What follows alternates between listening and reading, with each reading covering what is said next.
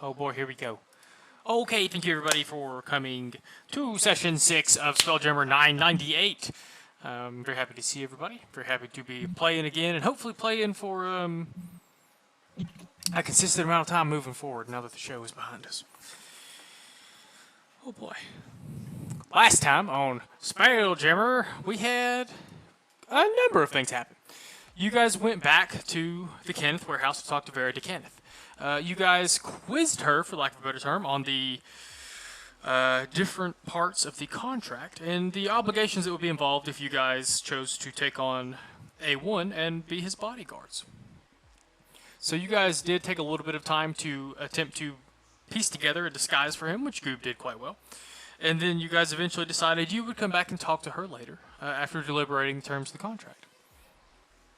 Goob and Randy had a little discussion about an item Goob was looking for, and then after some fruitless searching, most of the group meandered their way back to the House Tarkanan hideout. Excuse me. Where Drix and Randy reaffirmed their loyalty to House Tarkanan and warned Vera that they did not speak for everybody in their group. And after doing that, asked Vera about the item that Goob was looking for, which you guys gave you a name. Bar Shazan. And after that, I think you guys went back and got a good night's sleep. Which was, if you guys, some of you may not have, because you weren't here, you guys did get a long rest on that third short rest. So if you haven't hit that long rest button, please do that. After that, you ends we hit like and subscribe. Okay, sorry. I hate that. Don't smash that subscribe button, but do smash that subscribe button. You guys went back to the House Kenneth warehouse and eventually agreed to the terms of the contract that Vera de Kenneth had laid out in order for you guys to be A1's bodyguards, and now affectionately called Steak Sauce. You all, interesting point of order that we're going to get to when I get done recapping. Be prepared to answer. Where did you have your ink put after you signed the contract? You guys signed this contract and redisguised A1 and even added a layer of illusion over top of it, thanks to Echo. And you guys headed back to the Diamond Theater, where Demos took his girlfriend, Sybil, and something like that. It's an open relationship. I see. But Demos enjoyed a nice evening of theater. You enjoyed a performance called 5 Lives, written by an in-house playwright. And after which you guys... I have her name, hang on, because I was very proud of the fact that I wrote this. Luca Sierra, is that right? Yeah. You gather from Sly's compliment, she is quite lauded. But you guys, afterwards, had a discussion with Sly, turned over most of the information. He seemed to be willing to give a little, since you brought him the majority of what he was looking for. After which he offers you all another magically binding contract, and explains to you all that it would essentially outfit you as an espionage agency, and give you the power to conduct espionage missions. Word left me. And actually, where we left off, interesting point of order, Demos, Randy, and Goob had all currently signed the contract and could see a part of the contract that was hidden until you signed it.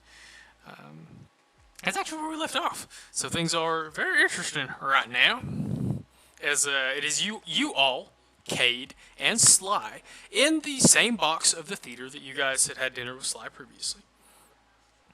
Okay. Now we've set the scene.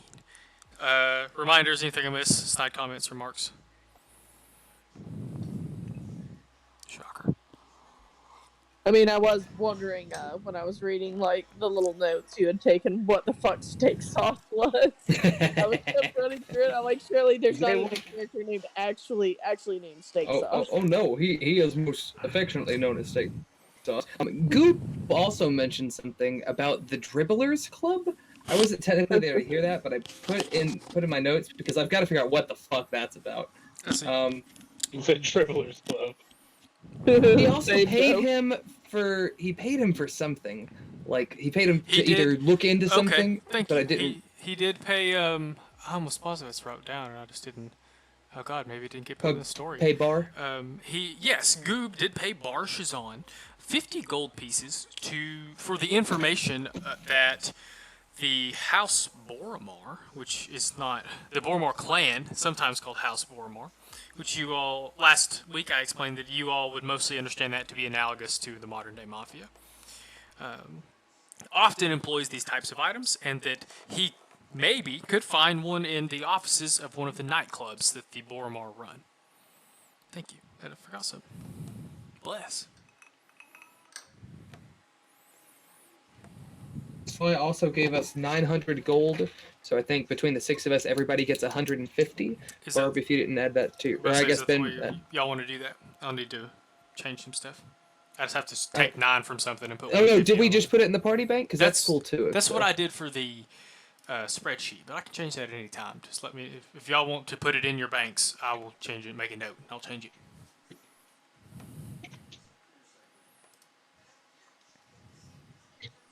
I've got a chunk of change, so something tells me I added it to mine. Oh, we also got paid by Vera. Vera paid us another 200. She did?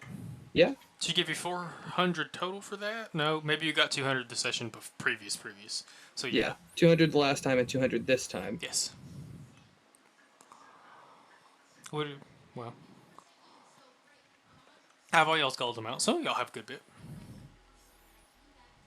I think I'm doing all right.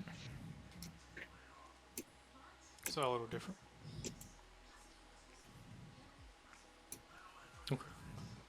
It sounds like there's not any more. Sounds like we got everything. So, where did you have your ink put after you guys signed the contract to be A1's bodyguards? It's a cock ring and option. No. Yes. No. I think I would. So, for context culturally, is this something that's kind of like frowned upon or like seen as like a.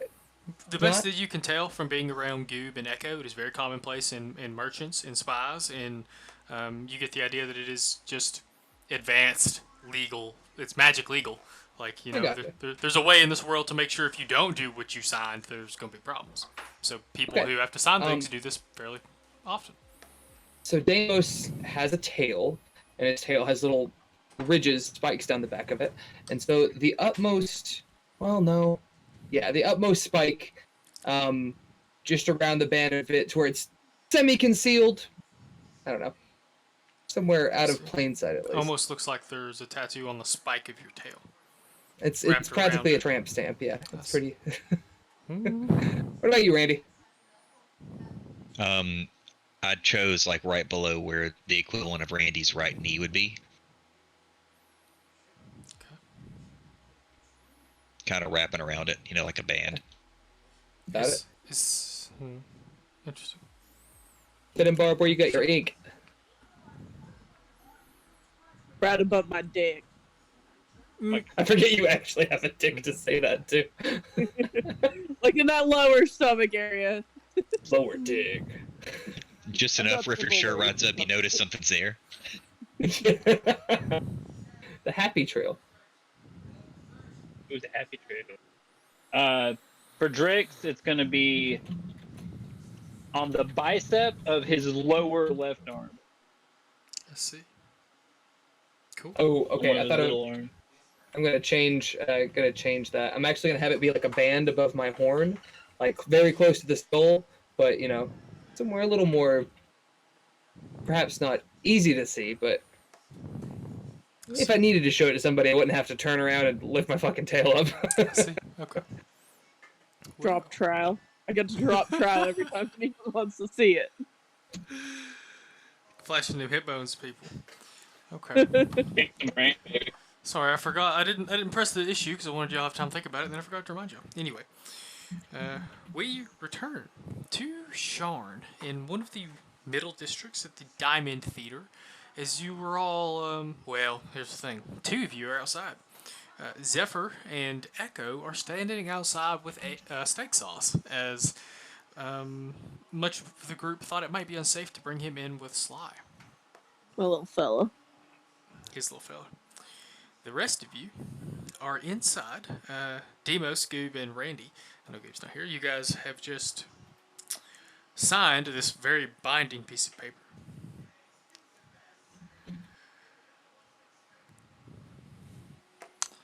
What would you guys? How would you? So Sly actually says, he brings up. He says, now we have to figure out how to deal with this here complication.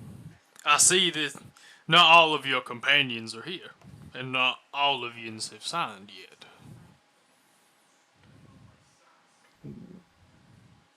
Would it now? I'm under the understanding that there are certain obligations that we can take as a group, as we have. I don't want to specify it as we signed with House Tarkanan, but from our previous legal experience, would the 4 of the 6 present not be enough to carry that weight? I'm afraid. Oh, key point of order I forgot to mention. You are all still under a zone of truth spell, except Buck. I was about to ask. Except Buck, because Kate's still in the room, still casting. Oh, that's right. You are Buck Strickland right now. Buck, Bram, oh shit. Buck Buck Ramble. Ramble. Bram. Yeah. Buck Strickland's the King of the Hill character. Never mind. Anyway, Okay. Buck naked. I think in this, maybe I could look at, you said Echo and Zephyr aren't in here right now, right? yeah, Technically. they're outside. Okay. You think I could look at Goob and say, since he's already signed, and say, hey, don't you have something you need to handle out front? And then sort of like, I guess, shoot him a message telepathically and tell him to tag out the other 2 so they can sign. Does everybody need to be in the room for the conversation? That's what I'm trying to figure out here. Well, Goob wouldn't be too talkative today anyway, so it's not a bad idea. But if you said that to send him out, do you say that aloud? Do you just message that to him? I was thinking, A little bit of both. yeah, I was One and then I was the other. gonna out loud. I was gonna be like, "Go, brother! Didn't you have something you needed to handle out front for a second?" And then I'll telepathically shoot a message and say, "Hey, can you tag the other 2 out so they have a chance to come in and sign? I don't trust A1 being in here, and I don't want him being outside by himself." Now, hold on a second, partner. You must understand it places me in a compromising position to allow any of yins that have signed this piece of paper out of this room, and with the others that are not under the same obligation as yourself. Well, perhaps we can find some middle ground here. I have an acquaintance that I arrived with tonight who is just outside the room, I believe in your lobby. I am I very could aware, speak with. Mr. Demos. Well, I could speak with her about letting our friends know and allowing them to come back in within earshot to where you can understand anything that's being discussed. I was under the impression you are an impressive magician, Demos. Can you not you've tell them You yourself? haven't hired me for my fencing skills, I'll tell you that. Could you not alert your friends, and perhaps your acquaintance yourself? I didn't want to do anything visually that would make you assume I was doing any type of spell casting without your good graces. I appreciate the open communication. You are welcome to do so. Alternatively, Mr. Cade here could accompany your plasmoid friend. I believe Mr. K can rest at ease. I want him here for in case any other questions arise. And I'll shoot Tabitha a message. Tabitha. Not Tabitha. Whoops. Sybil, sorry. Okay. Damos wishes. He'll shoot Sybil a message. I do hate to inconvenience you, but a couple of my acquaintances outside are just outside of the range of my communication, and I would very much appreciate if you could take care of what they're handling and send them up here. We shouldn't be too much longer. I know that might not be 25 words, but I'll send multiple if I need to. It's a cantrip. Close enough. That is cantrip. Interesting. Oh, I see. Because you can't reach them because of that. Interesting. She says, okay. I hope I'm allowed to leave. There seem to be people watching.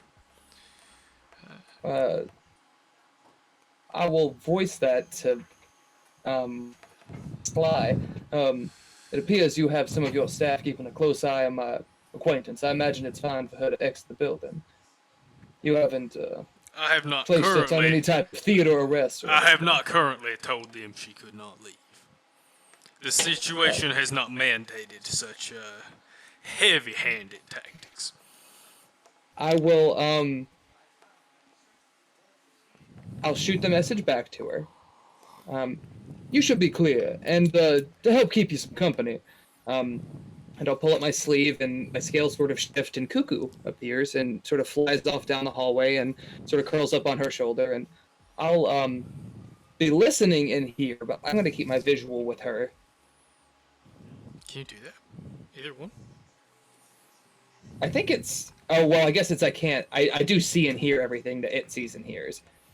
And maybe I can't hear what's going on around me. I'll double-check the spell. Basically, I just want to keep tabs on her and A1. And she does if respond to anybody the tries second to... message that I'm already on my way. Like she had been beginning to hurry out as soon as you said something. There is... I guess it wouldn't be a super brief pause, but there's not long before you hear the theater doors opening, and not long after that you hear the footsteps of Echo and Zephyr. Coming inside Echo and Zephyr, you do enter to a somewhat tense situation. Sly kind of kicked... What? Alright, so I am blind and deaf, so I'll mention that to one of the party, like, tap me on the shoulder if anything interesting pops up. Okay. So for the duration, Sybil is allowed out. How does she react to seeing steak sauce since I'm... Well, he looks like a gnome right now. Oh, that's right. So she does look a little questioning, and then especially she asks Zephyr, "This is what you're taking care of." Yeah. Hi. I mean, He doesn't seem very talkative. Have a party. Like, it's easy. No one. Demos We needs did you talk two about inside. taking him clubbing less than an hour ago. Yeah, you did. Demos needs you both inside. Well, he's not gonna run off, is he? Well, I sure hope not. If he tries to run off, you better catch him. Oh. Cuckoo will slide around A1 now that he's with the other party. Like, maybe I should keep a close eye on this guy. Okay. Zephyr, I'm assuming you go with Echo back up into the box. Begrudgingly, yes. I see. So you guys do eventually enter. Just somewhat tense situation. It's the same box and the same table. Sly kicked back, like leaning back in his chair. Bottle of whiskey, like in the middle of the table, because I imagine it's not just him drinking it. Glass sitting on the table. Cade is like, he was in the doorway. So you guys come in, and he's like standing to the side of the door. And when you guys come in, he shuts the door and kind of slides back in front of the door. And you can see he looks a little bit nervous. And there's this small... Oh. 1 second.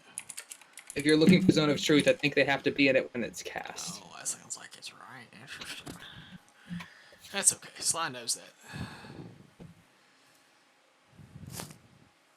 This point, he doesn't have his enters the magical spell for the contract first anyway. time. So, does it? Zephyr, I need you to make a charisma saving throw, please. Oh, Sure.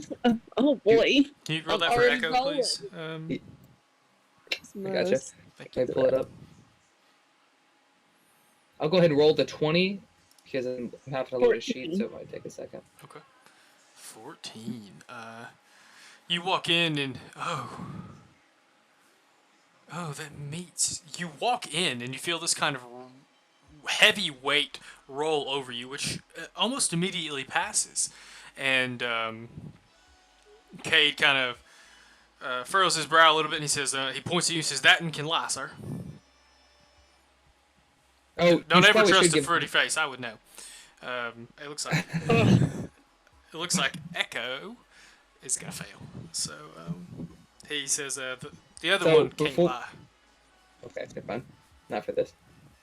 So I think Barbie, the only one not here. Zone of Truth. Long story short, you physically can't speak a lie, but you've passed the save. So you So I can. can lie. Sly is also under this. All of you except Buck and you are under this, but Sly knows that now because Cade just told him. So once you all convene in there and Cade finishes his announcements, Sly says, "Well, I am more than welcome to let The rest of you explain to your comrades what I have offered. Comrades. Partners, what I have offered. But I can do so myself, if and y'all in a rush.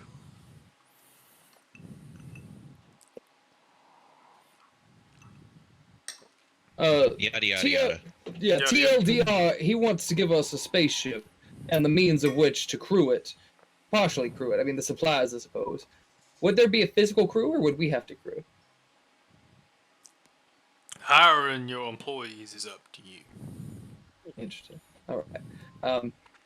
But basically, who provide us all this, if we act as informants, not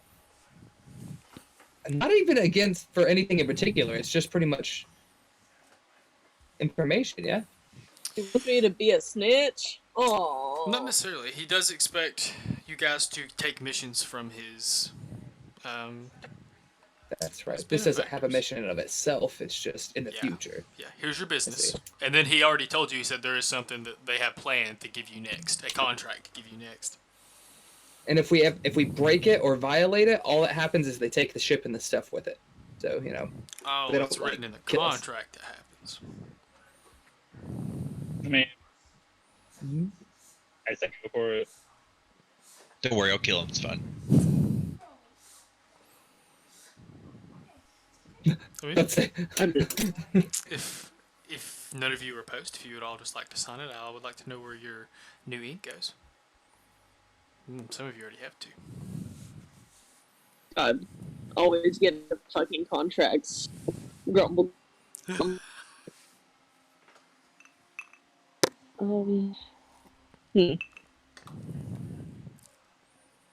mean, everybody else is kind of here on board with it. I guess there's not much I can do. There is only one real recourse. I can take the knowledge they earned from these contracts out of their brain. It's a little extensive, but not beyond my abilities by any means. No thoughts head empty. No. Just that one thing. If you look at the contract, Zephyr, there's a part you can't read, and everything else very legible. Part you can't read seems to be Sly's station, like his status, and whoever he works for. And if we violate the contract or end our relationship with him, he will remove that info from our noggins. Okay. Si se puede? Well, the idea is here that he could remove it from y'all three, and y'all could go about your business. You could even come back to him, just not knowing who he works for. Yeah. Okay. It's not a bad deal. It's not the worst contract I've signed, I guess. Yeah, the last time we signed your still away to... Wait, are you a warlock? Yeah, I'm a warlock. She's familiar with deals. It's fine. He's familiar with deals. Okay. I know we can't speak for Echo, but I think he would do what the rest of you would do. He grumbles gruffly and signs the paper. I think he would enjoy it. We're both having to grumble about this. Like, You were a little bit the other ambushed. 4 names are on the contract. Like, God fucking damn it, guys. It's true. But once it's signed, Sly gives a big smile and he waves his hand at Cade. Cade drops his zone truth spell. And he says, I'm glad we could come to this kind of arrangement. If you will give me some time, I will have your ship, your equipment, and your next contract and dossier prepared and ready for use. I think that this could be a lucrative relationship. Our favorite kind of relationships. Says he What kind actually of matters? he actually takes out of one of his pockets a sending stone and slides it, kind of to the middle-ish of the table for someone to pick up. He says, once a day, that stone there can reach me. If and you need something, you let me know. If I need to let you know something, I will. You need me for anything involved, use that to contact me, and I can reply back by my own means.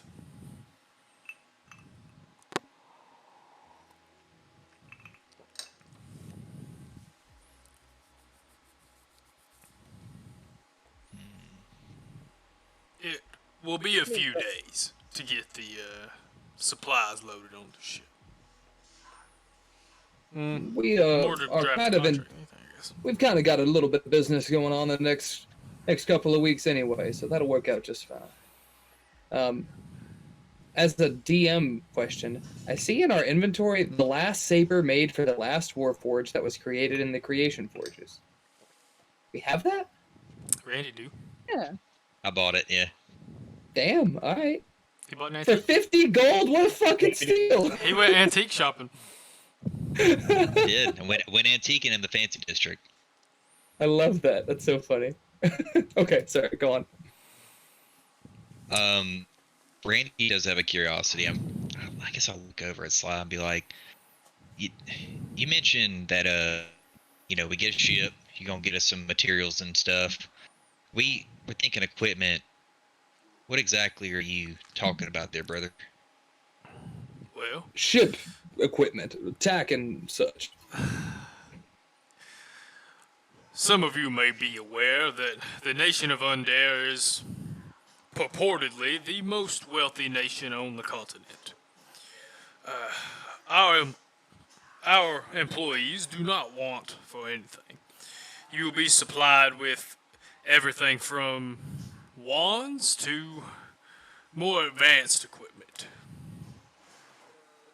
Several things. Things to change your appearance. Things to hide the fact that you're there. Things to see things from a distance. It will be difficult for me to list them all. Yep, fair enough. Just wanted to make sure we were getting something besides just a couple of sails and riggings. You know what I'm saying? I needed to make sure we were getting taken care of as a group as well. Oh no, partner. It's important to me that you all do your job well. I'm glad you asked, because last time we asked about equipment, he told us it was just the equipment on the ship. Maybe that's what that particular part of the contract referred to, but Yeah, no. You're being outfitted I see. with all the things an organization like that could use.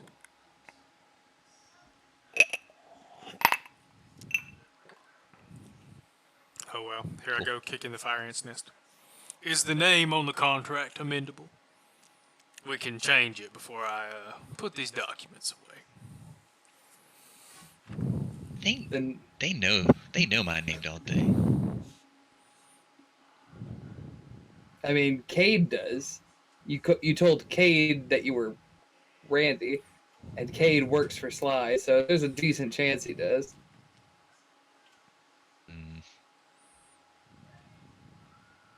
I think for this contract, I'll sign Randy. Only because I don't want them cross-referencing the name with other contracts by some chance and finding other dealings I might have going on, since they seem to be in the information business. Let's see.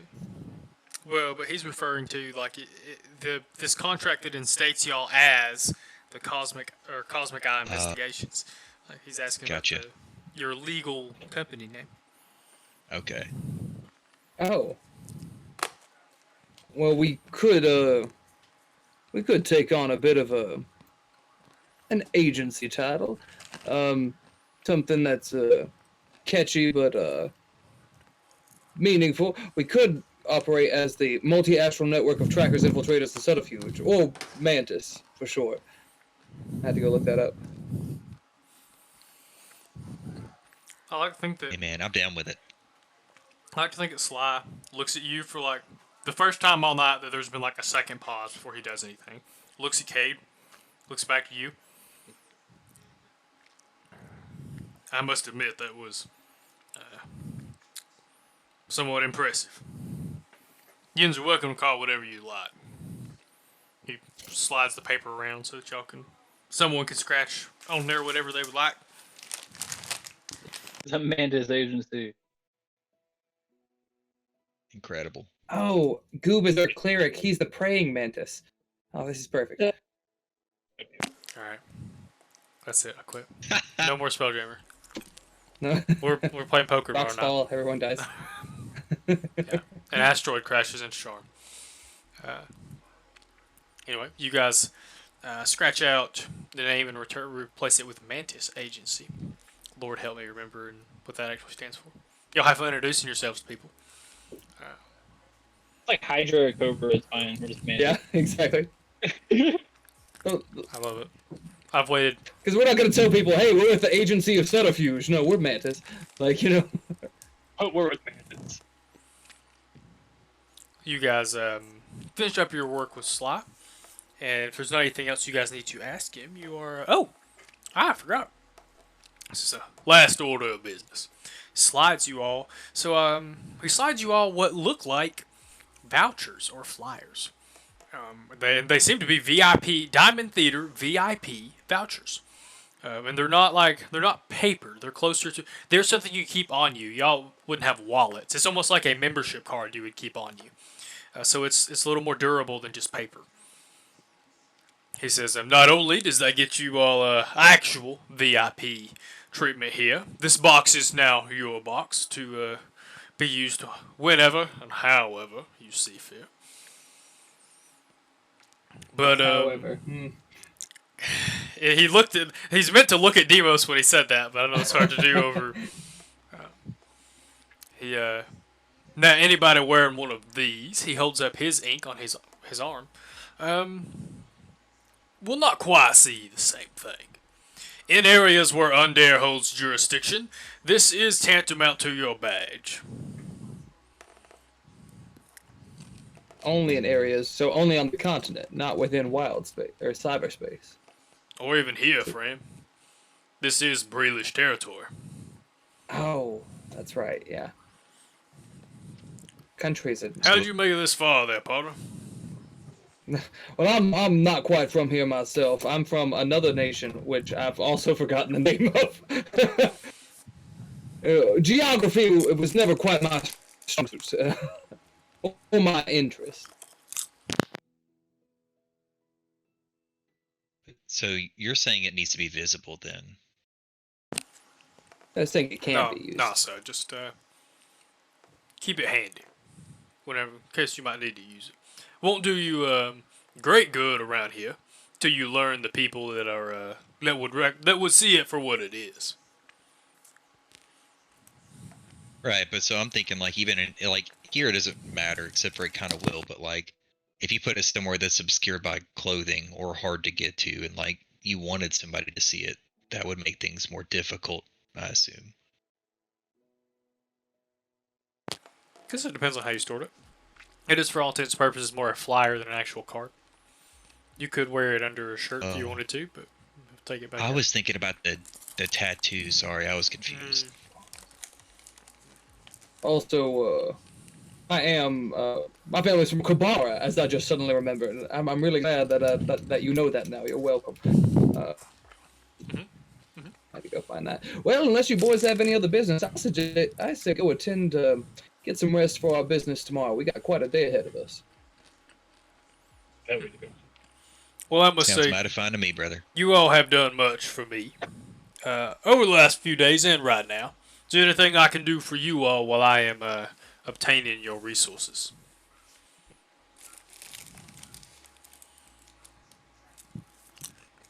Yeah. There's leftover popcorn at the concessions, right? I'll just grab a bag on the way out. You know what?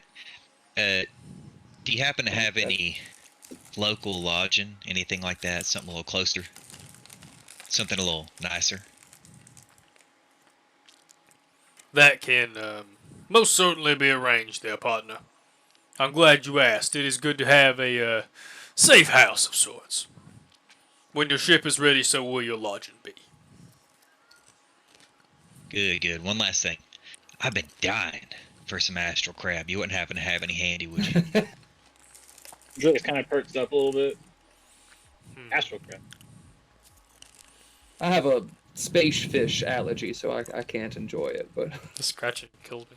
Would Sly have it? I'm afraid not at this establishment. It is much easier to get in the upper wards. we'll have to go to Rord and Gamzee's for that kind of fine cuisine. He does He does give you suggestions to like restaurants or two. I imagine he could tell you where to get some, several different places, but not any down Randy here. has a little. Randy has a little disdain, clicks his mandibles, and says in Thri-Kreen to Drix, "This man's useless." He knows nothing. This xylophone is untuned. Can I just Don't- look over it? Don't quite know what I'm saying, but The fuck are they talking about? Yeah. The We fuck get is the he? concept. Like when you start, because he don't hear anything until you start clicking. He's probably like, "The fuck? Is he okay? You having a stroke there, partner?" nah, a little bit of a twitch.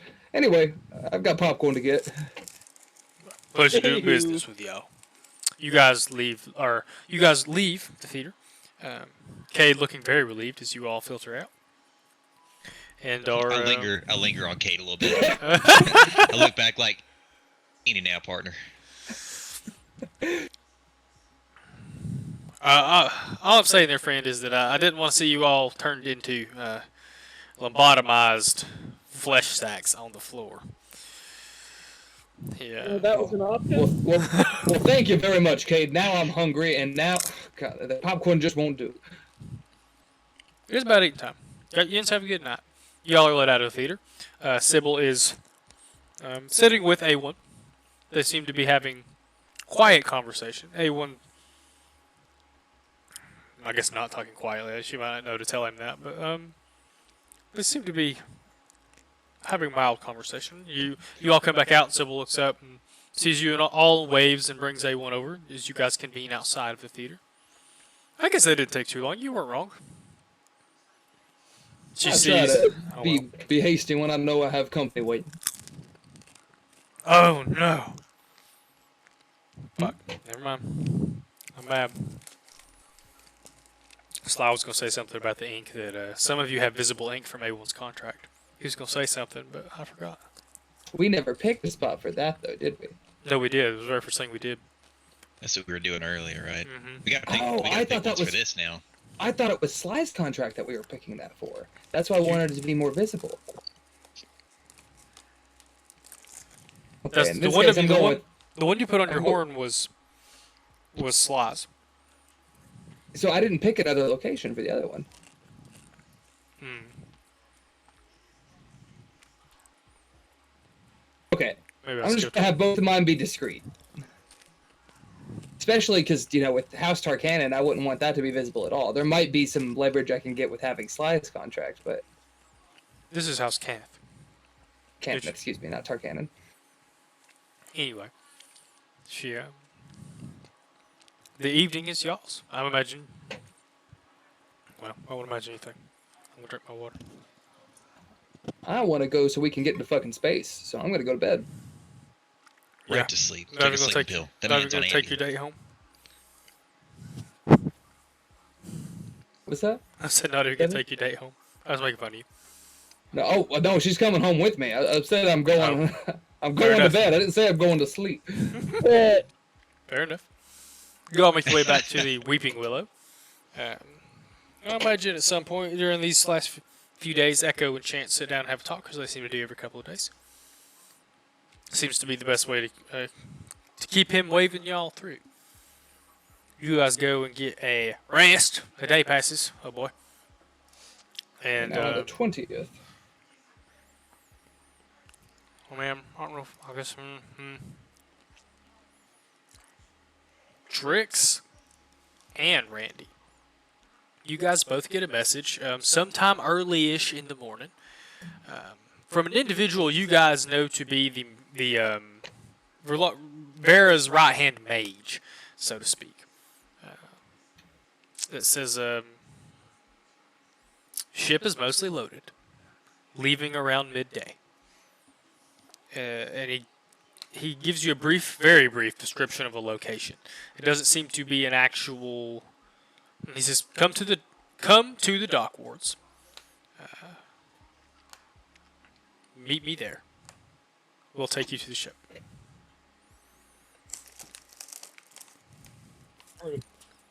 We grab some grub and.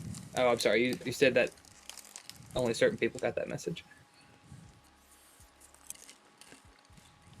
convey it to the party. Are we in the Over- similar common area at this point? I assume Let's we say convene over for breakfast breakfast. or something. Breakfast Yeah. circle. My favorite part of all D&D campaigns, where the party tells everyone their crazy ass dreams of the night before, over cold porridge. I had a dream I was a human. It was real weird. That would be quite weird. Humans are fucking flesh sacks of terror. It's a nightmare. There I had dream- some organs. We were fighting giants and dragons. Is Echo human? Are we entirely alien? I think so. Not alien, but it says custom lineage. I'm pretty sure he's elf. Perfect. Fucking monstrosity, baby. Oh, none of you are humans. That's crazy. You are a monstrosity, Ben. You skip the humanoid type. You're just Oh yeah, Wow. body type monstrous. Just now realized none of you are human. Wow. Okay. Look at us. Interesting. You guys do convene over breakfast circle, and Randy relays what he's heard to the party. Now would be the time. You guys have the morning-ish. You have to spend some time to get to the dock ward, but you have the morning-ish to take care of any business you would like to take care of before you leave for Wildspace. now that I have more gold, can I buy more spell scrolls and Valium? Yeah. I will buy 100 gold more vellum and ink, and I'll send you some spells, and you can tell me if they're probably all going to be first or second, but I'll let you know. Heard. 100 gold Demos. Very well. Demos does a little bit of shopping. Is there anything anybody else would like to do or needs to do before you guys go and meet the House Tarkanan mage? I don't think we have any business. How this is probably a sort of loaded question. I probably shouldn't ask it. Does A1's disguise hold up? Like, how does that work with people sleeping and him resting? I don't understand how his rest even works. Who, Echo or A1? A1, yeah. You guys imagine that I think he is like a warforged. I don't think he has to sleep. He does require rest, like all other things. But he seems capable of keeping himself entertained while y'all are sleeping. Cool. And I just wanted to clear, does the minor illusion hold up? Does it need to be cast again? I know it's a small thing, but I don't want it to bite me. It may need to be cast again, but it is a cantrip, so there's not a there's not even a resource to track, so it's mostly safe to assume for right now that Echo is recasting it when he needs to recast it. Okay. Perhaps in stressful situations, I will say something if I'm like, all right, we need to keep up with this for right now or whatever. Okay. I don't think half the party actually technically needs to sleep. You're all night owls anyway. Fairy Queen don't. I know Zephyr doesn't. No, I can rest without resting. It's fine. We could do light. We could do light stuff, but I just think it's kind of funny. Hey, one's like, what the fuck? Because he's used to people that sleep at night. Except maybe the Warforged. Interesting. Anyway. Nothing else you guys need to attend to. You guys make your way to the dock ward. So the dock ward obviously is in the lower part of Sharn. It's about the only way to get to the ocean. There are other wards that have sky docks. Before Spelljammers, there were airships, and so now also for Spelljammers, there are sky docks in several parts of the city. But the dock ward itself is down in the lower sections of Sharn. And you guys make your way there, and it doesn't take you a terrible amount of time to eventually pick out a somewhat tall, cloaked figure, which both of you Buggo boys know to be Jericho. The main, for lack of a better term, mage for House Tarkanan.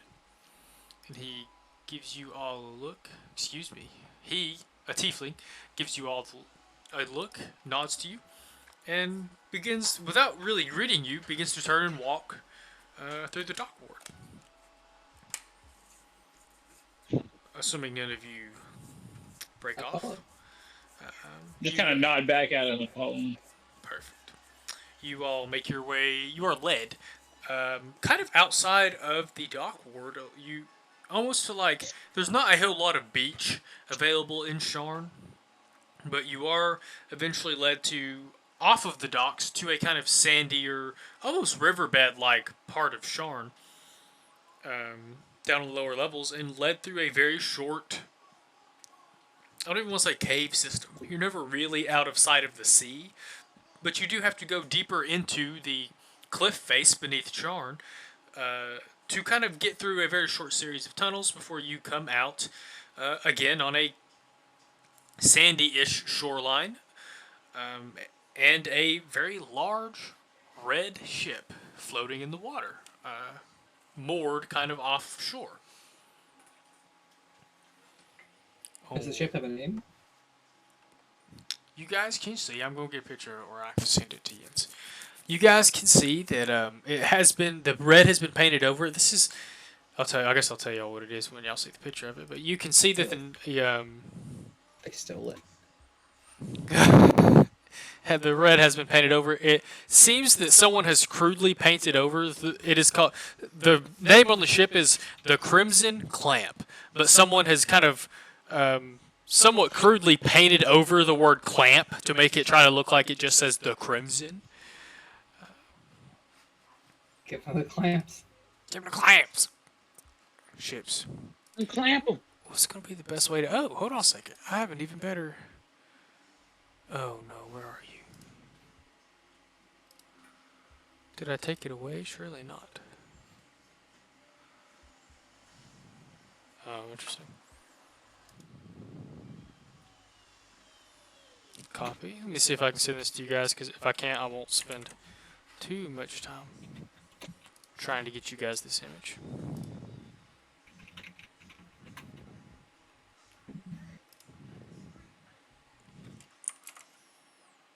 Interesting. So it is. This is a lamprey ship. You can imagine. You guys can see almost immediately that the front of the ship does have this large, almost eel-like clamp on the end of it. It's a little beat up, but it seems to be in good shape. And you guys can see Marcus standing on top of the deck. You guys are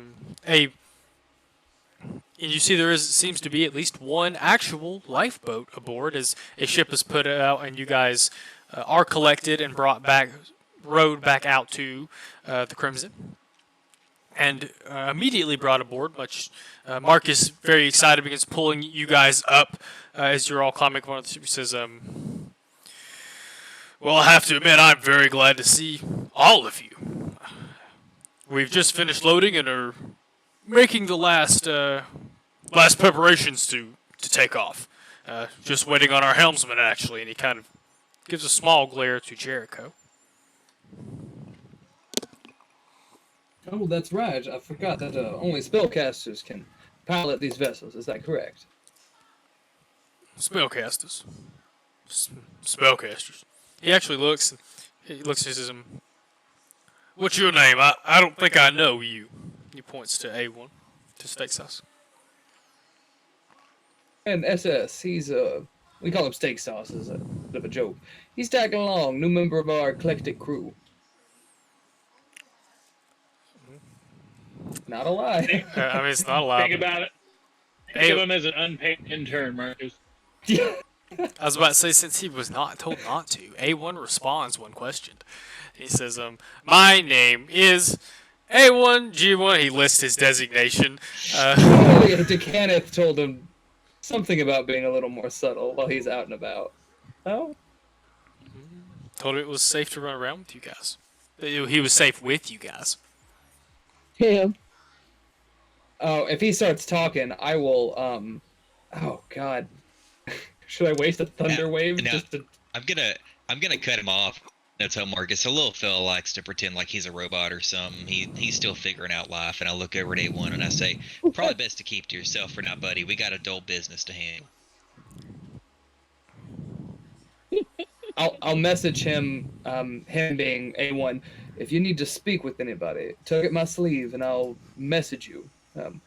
Some people, you never know where people might want to snatch you up, so we have to be real careful with who we let in on our little secret. Any of you know why the lizard is whispering into his hand? Some I've of got you have some allergies. pretty. I'm sorry. Down here in the lower districts, it's just dreadful. Ugh. He's never been the same since the storm. Dun, dun. Well, that doesn't sound like a That's story all I really care to hear. So he turns and begins to do final preparations. I need to get a good map for you guys. There's several maps that could be good for you guys. Okay. You guys do spend a couple of minutes getting ready. Marcus comes back not long after as Jericho heads towards the helm of the ship. I just realized y'all need to see some stuff. 2 seconds. Let me focus so that this is quick, and I'll show y'all something cool. I'm going to show y'all the ship layout, so y'all can get an idea of something kind of interesting about Spelljammer.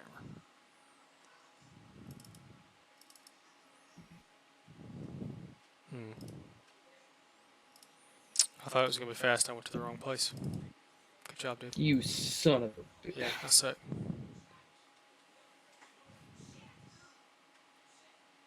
Where is it?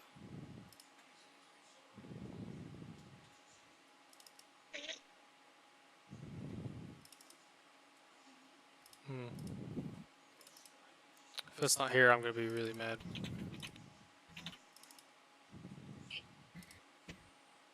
What the...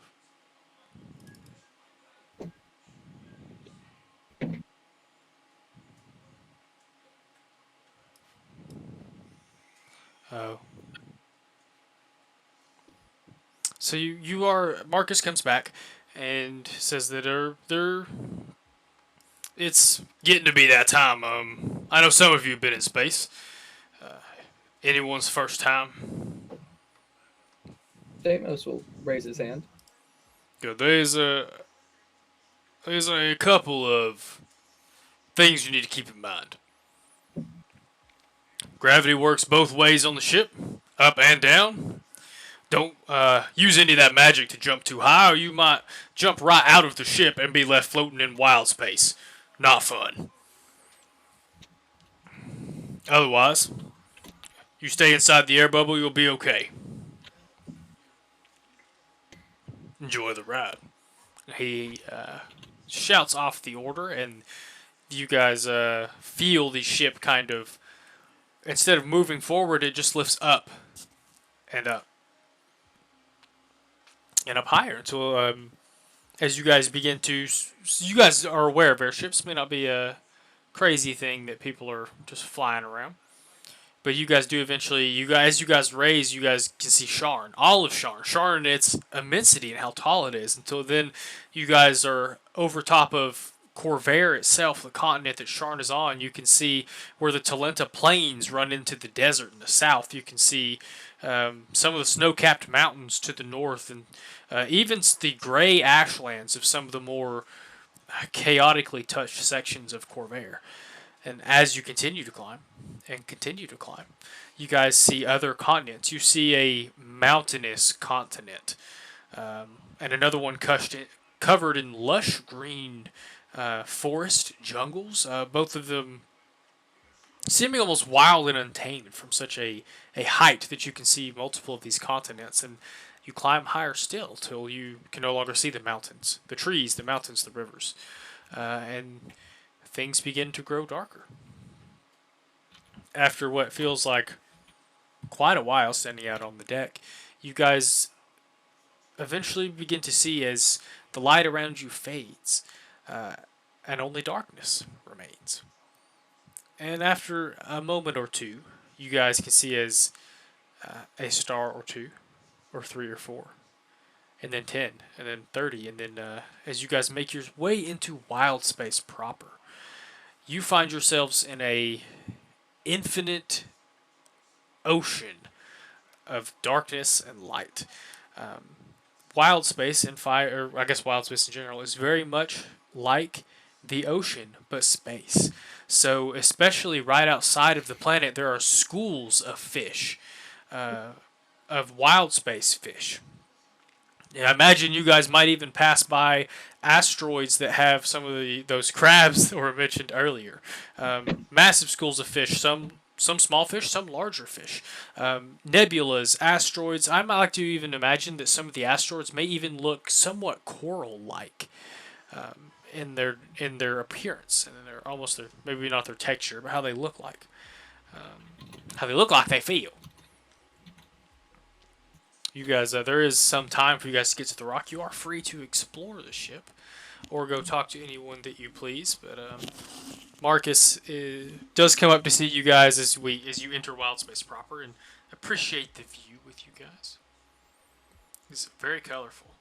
Andromedas of all colors, even I don't even want to say rivers, but these almost like flowing veins of light that some of the fish seem to, stardust, I guess, that some of the fish seem to use as currents or swim through. Pretty sick. As a question for you, so we're in an air bubble around the ship, right? It's like it's not a visible boundary, like you could pass right through it, or would there be resistance if you started to push too close? Like would the barrier push back on you before you sort of popped right through? You know that air bubbles do not provide any resistance. Okay. It's just a known perimeter, essentially. More or less. Okay. You also know from having traveled before that air bubbles are finite. You guys may or may not have to stop along the way to replenish the air bubble. They can grow. It's going to be 2 weeks before we're there, correct? Yes. Okay. Deimos is going to take a bit of that time to go ahead and copy the 3 spell scrolls that he has. Altogether, I think it's going to be 5 hours total. So imagine I could finish it in a day. Yes. That's all. 5 hours to do all those scrolls. Yeah. Yeah, because it's half time for the one that's a divination spell. Identify. I see. Very cool. Okay. Demos seems to spend I would say this is probably still the first day that y'all left. I can ship gets out in space. Demos immediately is like, okay, I got shit to do. Hang on. Yeah, I'll set up a nice spot on the deck, enjoying the view and the scenery.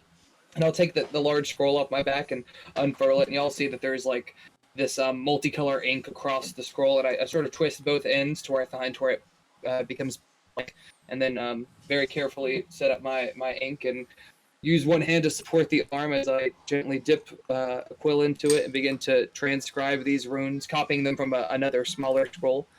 Yeah, I do that for most of the... Every now and then just enjoy the scenery around me, but, mostly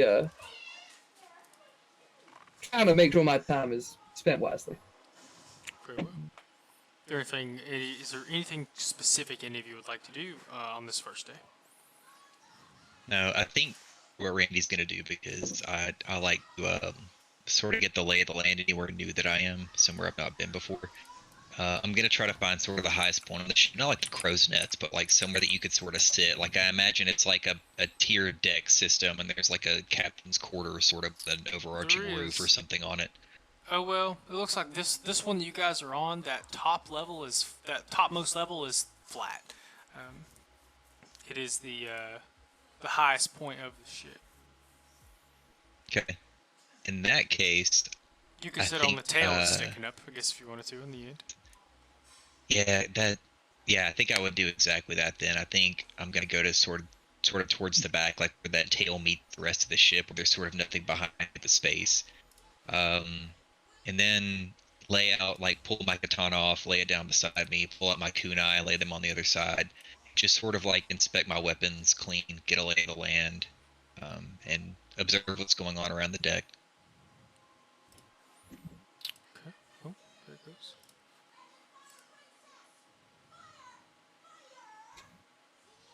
Oh God. It's okay, Devin. I believe in you. I don't believe in me. I've managed to really do something down here. It's okay. What else is new? Don't worry about it.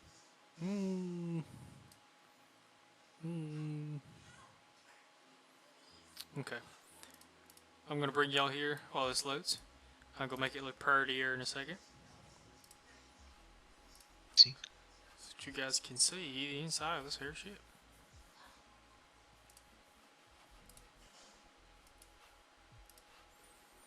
I don't know, maybe it won't be as blurry for as long for y'all. We'll see. Loaded fine for me. Cool. I need to make this page a little bigger so y'all can see the other way about it. So there's a side view to give you guys an idea of kind of what you're looking at there. Cool. So yeah, this one is a little interesting in the fact that it is only 2 levels. There's not 2 raised parts on the end like mini ships. Oh, this one also does not have the thing, I don't think. That's very interesting. A Spelljammer? Normally they are marked. This one is probably in here. But normally like the side view tells you where it is. This one is a little interesting in the fact you just step down onto the perhaps you guys will see on your journey through. But instead of putting a space background, we're just gonna keep going. You guys pass. Sleek, like a fish swimming through the astral ocean. It is indeed. And that's actually the best part is when I can get a cool space background going. That looks real neat. Maybe y'all see later. You guys see many things on your. You guys settle in for a 2-week-long journey to get to this asteroid city, the Rock of Bral. You see not only schools of fish, but independent fish. Very large fish that resemble sharks with multiple eyes. 10 to 15 foot long, what you guys would think of as like anaconda snakes. Brilliantly illuminated, very almost spectral looking, as most of the wild fish seem to be. There are sections of almost pure blackness, and sections that look almost entirely like Josh's background. And this, over the days that pass, it seems to be a mixture of all of these things. And here's the fun part. I need all of yins. I'm just kidding. Who do I want to pick on? Josh, roll a d20. Excuse me. Josh, roll a d100. Oh. Oh, interesting. I would like to swap that out with a 1. No, I'm kidding. That would be disastrous, I'm sure. I can only imagine the chaos that could ensue. How did you do that? What's wrong with you? 36. Oh, okay. Okay. Interesting.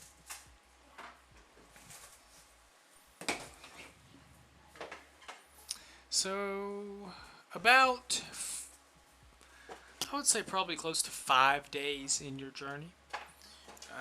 You all hear from the Spelljammer. So, you guys didn't go look specifically, but I imagine moving around the ship, you would eventually see that Jericho, who is flying the ship, is actually sitting in what appears to be a somewhat large, ornate chair. I don't want to use throne because it may not be quite so bulky, but it's definitely tall like a throne, even if it seems to be made of. It's more like almost like a really high-backed wooden rocking chair. It does not rock, but think of that style of how it's made of wood, so it looks somewhat thin while still being tall. That floats a little bit off of the ground in the Spelljammer's quarters. There's a whole room dedicated to this in the Spelljammer, where he sits and pilots the Spelljammer. And you guys hear him call from wherever your various places on the deck.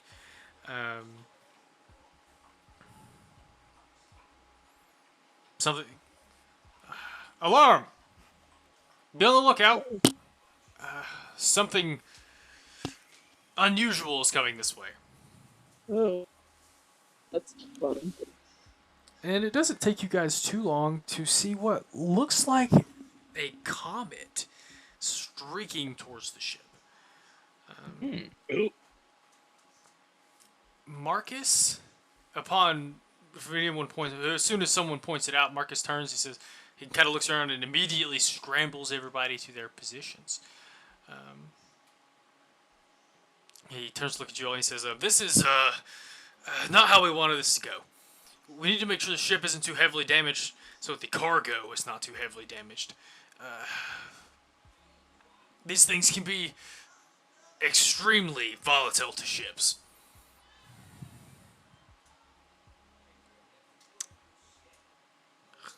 Is it an actual shooting star, or is it like an incoming vessel? It appears to be a comet. Do you ask Marcus about it? Did you ask Marcus Yeah. that? Yeah, I'm sorry, I didn't say it in character, but yes. He says, no. I don't know what the fuck they are, but they're essentially these fucking chaotic comets. They have faces. They're extremely destructive. I don't. They smash every ship I've ever seen one come across. Of course, this So would be the can I Sovereign's Eldritch fucking Blast it? fates. Say that again. Can I Eldritch Blast it?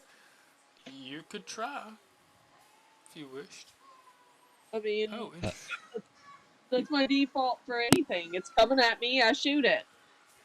Can I try to back him up with a shatter? Interesting. Okay. Sounds like you guys are going to let it get close enough to engage. Since that is It will not us get close to it, but if it gets that close, Yeah, I don't think think it I does have not. anything. It does not stop if you guys do not attempt to run or change course or anything like that. It is bulleting towards the ship. Well, Well, I thought they were doing evasive maneuvers. He got people to their stations. he Yeah, does if seem we to can be- avoid it, let's do it. It's up to y'all. If you guys would like to help attempt to avoid it, that would be a skill challenge. Or Yeah, let's do that. y'all can engage it. It's really up to y'all. Okay. Marcus did scramble everyone on the ship to get them to their places. You gather he's was looking to you all for ideas. He seems to be trying to scramble his crew to get away from it, to put distance between both of them, but it's not too hard to tell that even as he gets turned away, it is still chasing you guys and gaining ground, but maybe not as much as it had been before you guys begin fleeing. I will certainly try when it gets within range to try to shatter it and see if I can. roll better than a 9. And All right. I want to look over and I ask Marcus, I'm like, what are you looking at us for? You're the one who has experience with this kind of thing. You want me to get on the crossbow back here? My thought is that, or whatever the heck this thing's called, my thought is that we try to get it behind us. That way we're only aiming in one direction and just sort of focus our attention there instead of trying to get it to chase us in a singular direction, right? So see if we can get ahead of it and then focus our attention to the back of the ship. So maybe I don't quite understand. Is this like a literal comet that is Yes. on a set trajectory? Then we should be able to avoid it, I feel. No, I get that when you we're- guys change direction, it begins to chase you. Oh, I see. There's a Well, then, yeah. there's a picture in Time. the VTT, but I'm gonna put a better one in Discord for you guys. Yeah, that's nightmare fuel. I see. Wait, where's that? That's in What does that Discord say now. on it? Oh, Oh god, the space clowns, they've come. yeah. I'm like, He looks like the bad guy from Lazy Town, bro. Like, oh my god. Okay, that's good to know. Because I was thinking it was a big hunk of rock. Okay, so knowing that, interesting. I think I'm still going to go with the shatter for now. Do you want me to go ahead and cast that? I will say that. Oh, interesting. What is the range on Shatter? 120 feet. That's what I thought. Excuse me, 60 feet. I'm sorry, I was looking at the spell above it. Since it knows you guys are there, I'm gonna need y'all to roll initiative if you're gonna drop an attack on it. Oh, damn. Yeah, I'm gonna man one of Can't the ship attack. and so. that's what I'm thinking. Yeah. Well, I rolled an 8 on initiative. Hey, me too. I rolled a 1. So it has to roll initiative as well, correct? Yeah. Yeah. I would like to substitute its initiative roll for a 1, please. Okay. It did. So roll very hopefully that'll put it behind us. well. Wow, y'all. It does put y'all. So, Goob is at 11. This was not scripted, so y'all are not getting a written one. I'm sorry. 8, Zephyr, what did you get? Tricks, I see it up 8. there. 8. Oh, I did not do 2 Echo. I'm sorry. 8s. 7. That does And put a it behind 6 Wow. for Echo. God damn. Wow, y'all. We were That's terrible. y'all were not ready for this, but We spent too Demos much time made. talking to Marcus. Like, can't you just go around it? Like, come on, it's a rock. It's not that bad. Yeah, no, that's straight up what happened. It is behind you guys, thanks to Demos's portent roll. Okay, Goob actually gets to go first. Oh, and he's not here. Who is? I Who's think. Gooben? What would Zephyr Goob and do? Drix, you're on deck. What would Goob do?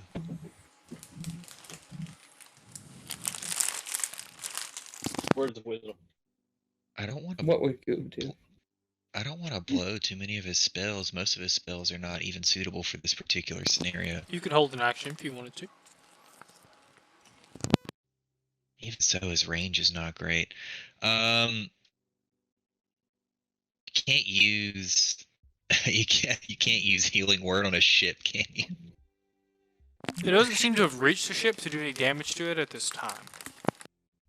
Does it have anything Okay. either ranged Oh, or like a haste I know. or anything? No, but I mean, it does have a spell that I'm not going to use just yet. I think what Goob is gonna do is, if it's behind us, first off, I think that, and this is,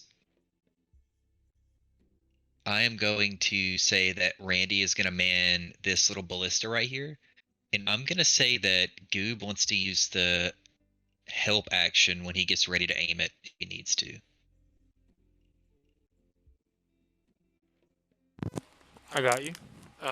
Very wise. Because those things do take a few people to run. So if you run over there, you'll see there is already a single crewman there, which is perfect because you need 3 people to run those things, to fire them every round. So Okay. Goob uses his action to run over there and uses his turn to run over there and begin to help load up the ballista. Zephyr and Trix, what would you guys like to do as this comet zooms closer? You. Oh, I'm also manning a gun, so Cool.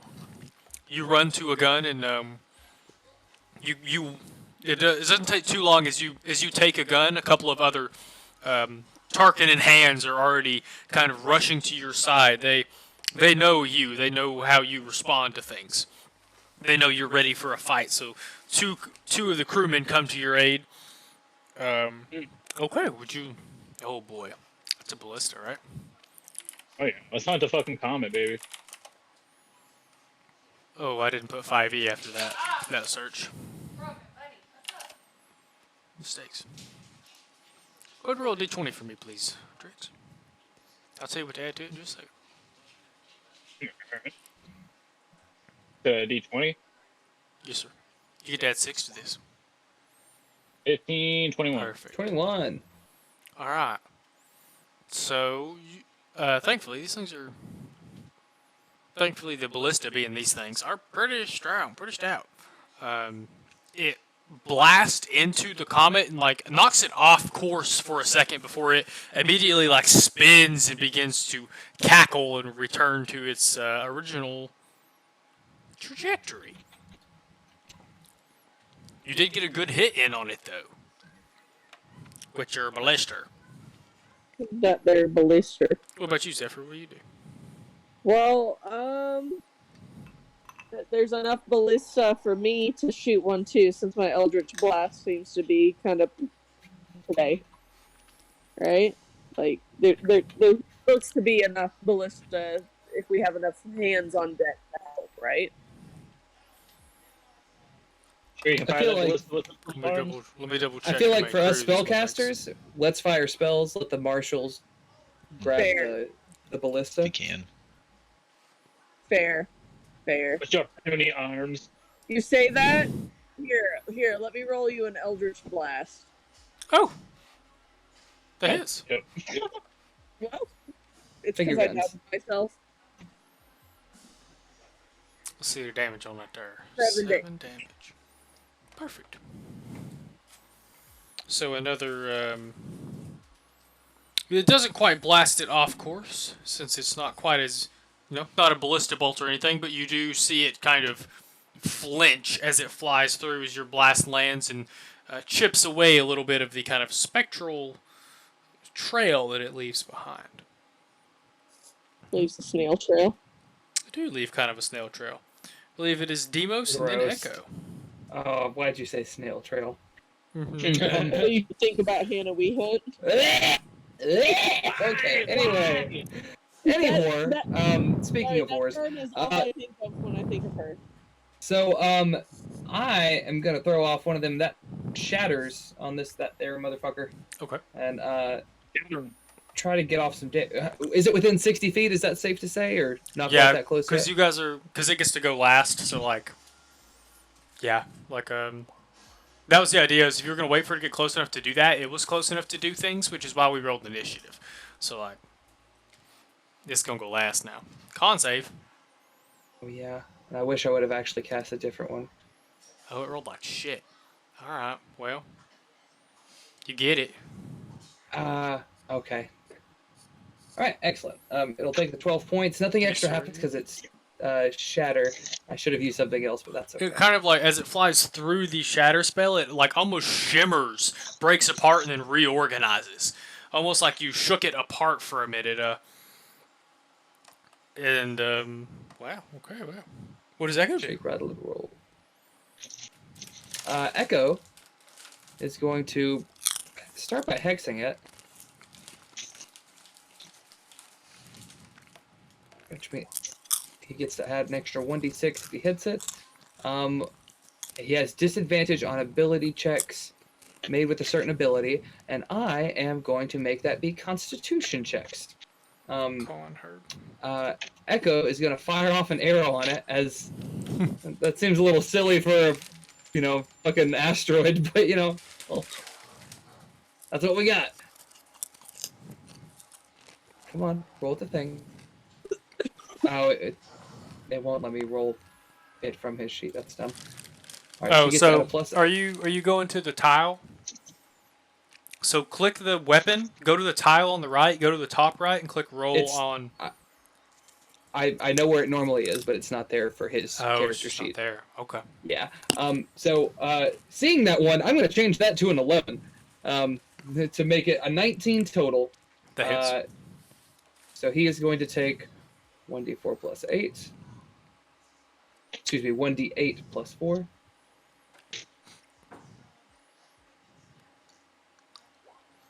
Plus 7. an extra 6. 7, so 9 damage total. The hex means that he has disadvantage on his con saves. From this point forward. And, yeah. That's disadvantage on his con saves. Heard. Yes, sir. I'll drop in the chat for you if you'd like. Oh, boy. So, I love this name. The Murder Comet flies within range of the ship. And you watch as immediately it doesn't... it actually does not respond to any of your rebuttals. As it gets within 60 feet of the ship, it's going to use its Spitfire ability on the ship. Damn. Oh, there we go. Jesus, what's its plus to initiative that it still beat me? What was your initiative? I mean, it was a 6. I rolled a 1, but it was a 6 total. I think he should have gone when Echo went. Echo went? Yeah, that explains it. I just have Echo wrote down. That explains a lot. Do your thing, Randy. I mean, we're just going to fire the ballista at it. Fair enough. Kerpow. Roll to hit. You get add 6 to this. It rolls. It does a barrel roll out of the way of this ballista. Somewhat wise to y'all's. If I had, well, my intention behind having Goob help me man this was to hopefully get advantage on the attack, but that's up to you. It takes 3 people to run a ballista. He is gotcha. He is acting as one of those people, so that you don't have to take 2 turns to load and fire it. Gotcha. Okay. Okay. Carry on. After it barrel rolls, it rightens itself. It rolled a 20, but not a nat 20, and it does 16 fire damage to the ship. Gross. And then it uses, you guys watch as it breathes the fire on the ship, and sections of the wood begin to catch flame as it. Oh, I rolled a hit real quick, so I don't cheat you guys at nothing. Okay, cool. As it flies through the ship, and it has a unique ability, deals double damage to objects and structures. So it does 12 bludgeoning damage to the ship and 14 fire damage. As it tacks on another, however much that is. I'm going to write that down real quick. So it was 60 feet away, but still had enough movement to move through the ship and get through the other side? It's fucking fast. Oh, man, this fuck is... Yeah. It's fucking fast. I could try to slow it down, but... Cackling the whole time, it flies straight. It breathes fire, flies straight through the part it's burning, and the ship kind of shakes, wobbles, and sinks just a second. Before kind of righting itself. We'll go back to the top It's of like a initiative. percentage thing. Does it seem bloodied, battered, bruised, ship-wise? I imagine it has Let's a find out. solid chunk of hit points, but I could be mistaken. This is a decent amount. If it's anything like a ship, they have a pretty decent pool. Marcus doesn't seem super panicked this time. I see. Okay. He does seem more urgent to get it dead before he can come back around for a second run. Okay, if we're at the top of initiative, if I redirect Goob, is there anybody else available to help me load this thing, or is it going to be I would say this like just me doing it? Well, it would be you and a crewman. So there not seem to be enough crew to run any more ballista. If you took Goob off the ballista, it would take you. You'd have to take this turn to reload it, and then the next turn to fire it. I think it's worth the trade-off. Goob is gonna cast... Okay, so let me ask you a question. If he casts Moonbeam, it's in a stationary area. Does that mean that we would move through it if he cast it like where the thing is and it's in front of us? If he doesn't move it in time, I guess so. And he only gets to move at a certain number of feet. I can't remember exactly what it is, 30 or maybe 60. You can move at 60 feet, but I think it's... A bonus action or something? Or an action on a subsequent turn? I think it's an action, yeah. On each of your turns after you cast the spell, you can use an action to move the beam.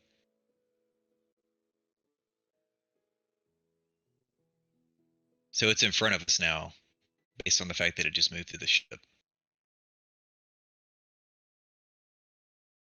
Not necessarily. Could have moved through the side of the ship. I guess if it was chasing you, that's probably fair to say that it is in front of you now.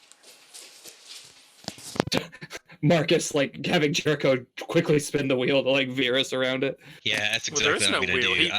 He is sitting in this chair. That is, there is no Yeah, wheel that's or right, anything yeah. like that. Like it's very interesting. Does he seem strange during this, or...?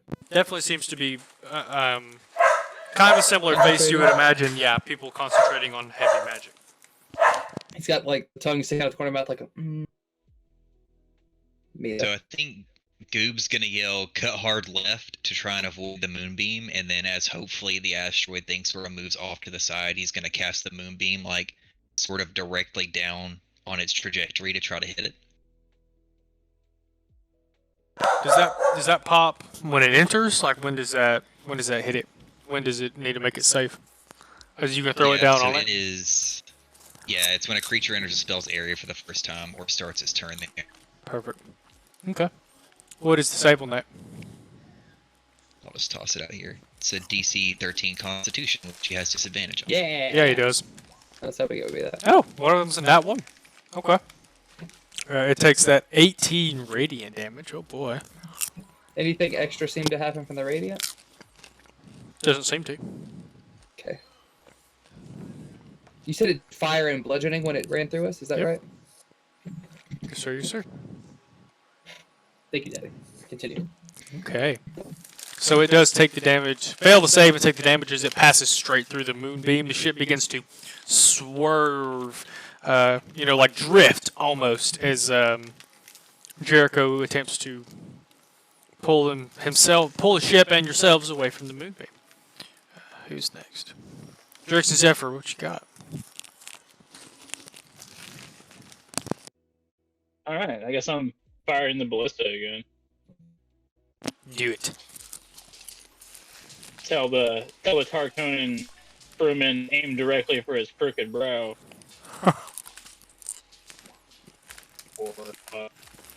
Never mind. 10. Yeah.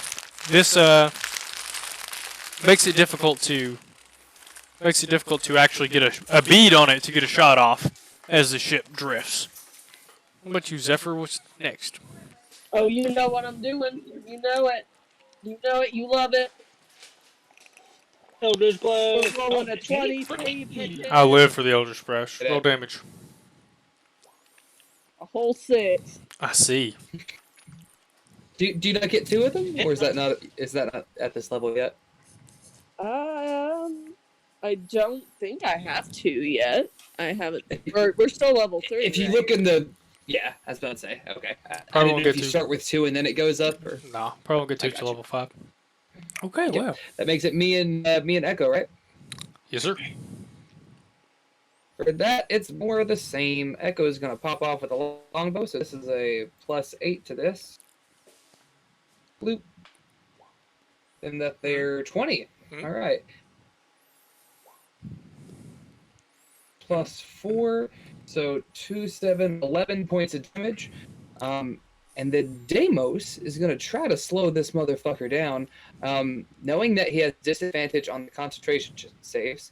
I'm going to cast Rhyme's Binding Ice, which is becoming a much more clutch spell than I anticipated. So he has to make a con save, DC of 13. Bloop. Oh, come on. Roll it. Oh, he did good that time. Okay, does he take half For damage? both, he has disadvantage. Yes, he rolled well that time. Oh, damn. Okay. It only takes half as much damage. I've already used both of my things. The 11 wouldn't have fixed it anyway. I used the last one on him. I can only use Lucky on attacks, not on saving throws. Damn. Okay. So he takes 5 points of cold damage. He's not hindered by ice. And a single tear goes down Deimos' cheek, and because we're in space, it freezes immediately. Let me do some math here. You said 5 damage? Yes, sir. So, Deimos, you actually reach out with your spell. This energy slams into the comet right after the arrow, right after the Eldritch Blast, and you watch as the ice runs up the tail of the comet to its head and fizzles. Nice. As you all kind of sigh a breath of relief. When it fizzles out, what does it look like? Does it just appear entirely, or is there like a core? It does just vanish into dust. And maybe 3/4 of a second later, the space where its head was erupts in a massive ball of fire. It's in front of the ship. Y'all just... where y'all We standing? veered to the left. You did veer, but you're like skidding towards it technically. Yeah. Like, yeah, Brace for impact. make that save for me, friends. The ship fails What's that? automatically. That sucks. It's a dexterity save. The shit fails? Yeah, the ship fails because it's a dex save. What if I tenderly like stroke it and a ship fails? I know like buildings do, but surely a ship would have a dex score. We'll check that when we go on break here in just a second. 18, 17. I've got an 18 for me. I need to do echo. It'll pull it up Drix, on it. you pass. Deimos, you pass. Yeah. Oh boy. Not dead yet. Echo gets to add stuff to that, right? Yeah. I don't know exactly what, but but knowing his character, he probably could- at least a couple Let's points. see. As long as he gets to add at least one. Yeah, it's 3. Yeah, we're good. Okay.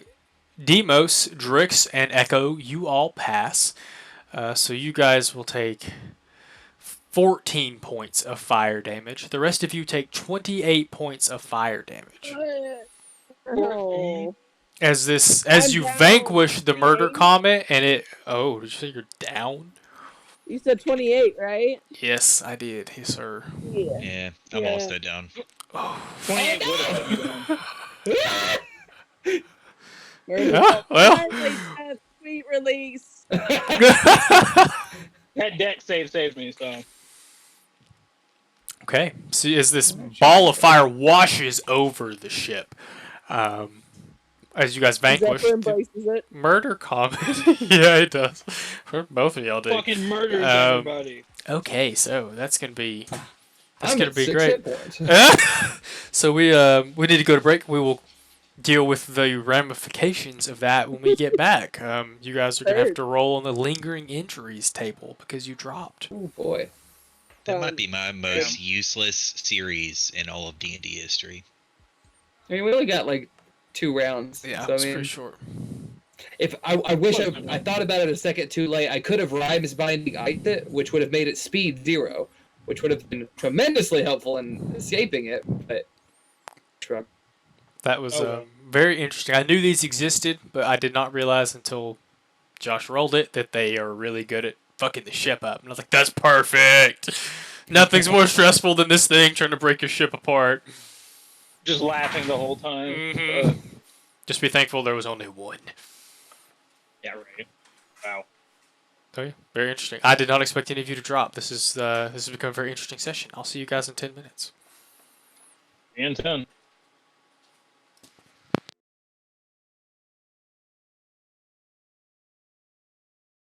oh yes, we hear you. Zephyr is. Yeah, Zephyr lost his foot below the calf. Big injury, yeah. Randy got off lucky. He got a minor scar, which he picked above the eye. So he's like, he got a little cooler, and Zephyr became crippled. Lost. Legs, speed is halved. Interesting. Yeah. Speed is halved, disadvantage on dex checks. Goob tells you that it's powerful magic to restore a lost appendage. He does not know who would, or at least I don't think, he doesn't know anybody of note who would be able to amend that. All of you Shore natives know that House Tarkanan can do that for a fee. But we're going to the Rock of Bral, which I imagine not all the houses are established in this city, unless it's a much bigger place. Sharn quickly. Interesting. I'd be We able gotta to find survive the somebody. trip. Okay. You do survive the trip. That's the best part.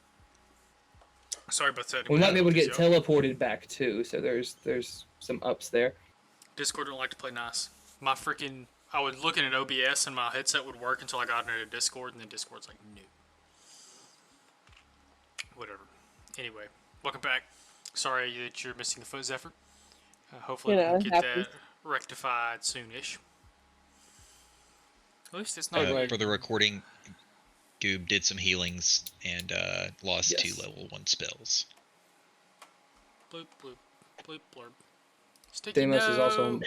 making notes about Murder Comet. So he used 2 first level cure wounds, is that right? Yep. Which I mean, if No, we're did not he use close those, to the end of our journey. Did he use those to revive you guys? Yeah. Yes, to pick them up from 0. Okay. Very well. You're correct. I think Goob also takes this opportunity to distribute some of the healing potions that he got so that he's not a single point of failure. Maybe not one to every single person, but I think maybe he gives... we protect the squishy guys. I think maybe he gives a couple to Deimos. I mean, he maybe got 6 of them. I imagine he got one for each of us, yeah?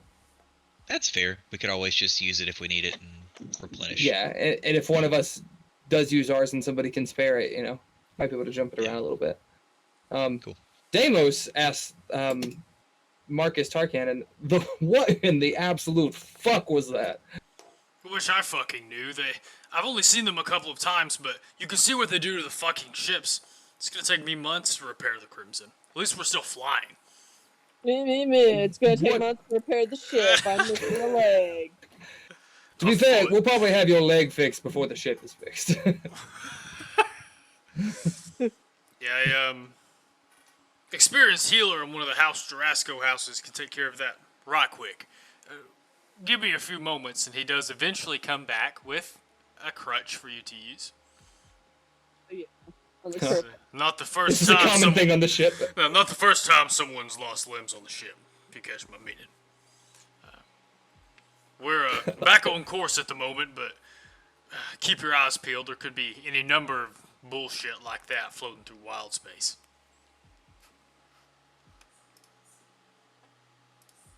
Is there anything specific you guys would like to do on the remainder of your journey? Anybody? Hopefully not lose any other limbs. Limbs? Fair enough. I think I want to just explore the lower deck of the ship, sort of snoop around, see if there's anything cool in here, anything that might be of interest to me. I would say, thankfully, it's not snooping because you're Tarkanan. True.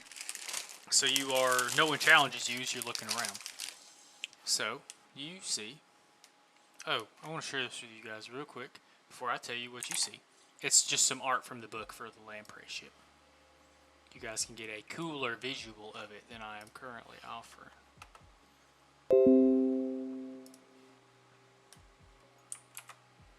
Boop. Not disconnect. You guys, you see Randy as you're looking around. Let me see what the hit points is on the ship real quick. All right, not too bad looking. So you can see up here the front here. This is like, it seems to be the rigging / machinery to control the clamp on the front of the ship. This appears to be the bridge, so there's a large table where Marcus spends most of his time. He does nod to you if you stick your head in there. It's where he seems to be. There's a big big table with a map, like a war table, as we would probably call it. The hallway. So I guess there's not a terrible amount. You see crew quarters, you see a mess hall, you see quarters that seem to be specifically Jericho's. You can tell by some of the smaller. There's a desk that has like spell components and some very small chests that you imagine holds some of the more valuable spell components. And then way back here is the cargo deck, which is where most of the dust that you guys are shipping is held. I think you would probably see in the, let me see here, in one of the rooms that there's like a crew locker, so to speak. You can see you see what appear to be grappling hooks and these kind of odd looking hammers. A couple of assorted things that seem to be wild spacing equipment. Does the dust seem to be in good shape? Like, is there anything that might be posing a threat to it? Any damage to the ship or anything like that? Odd or even, Randy? Odd.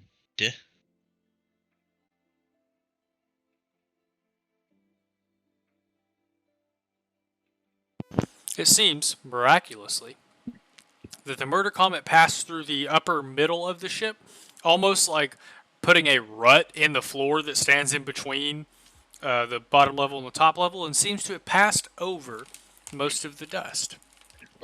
The crew has been hard at work making sure the fire doesn't spread there, and it seems mostly unharmed at this time. Cool. No, is anybody else down here? Like, I assume there's crew just sort of moving around or whatever. Because there are quarters and a mess hall and stuff down here, so there are people out and about. Okay. I wouldn't know anything about the spell components, so I'm not going to worry about that. Okay, so like nothing cool in any of these rooms, like nothing that, I mean, to be fair though, technically I guess what's theirs is mine, so it doesn't matter. Like I could just take whatever I wanted probably.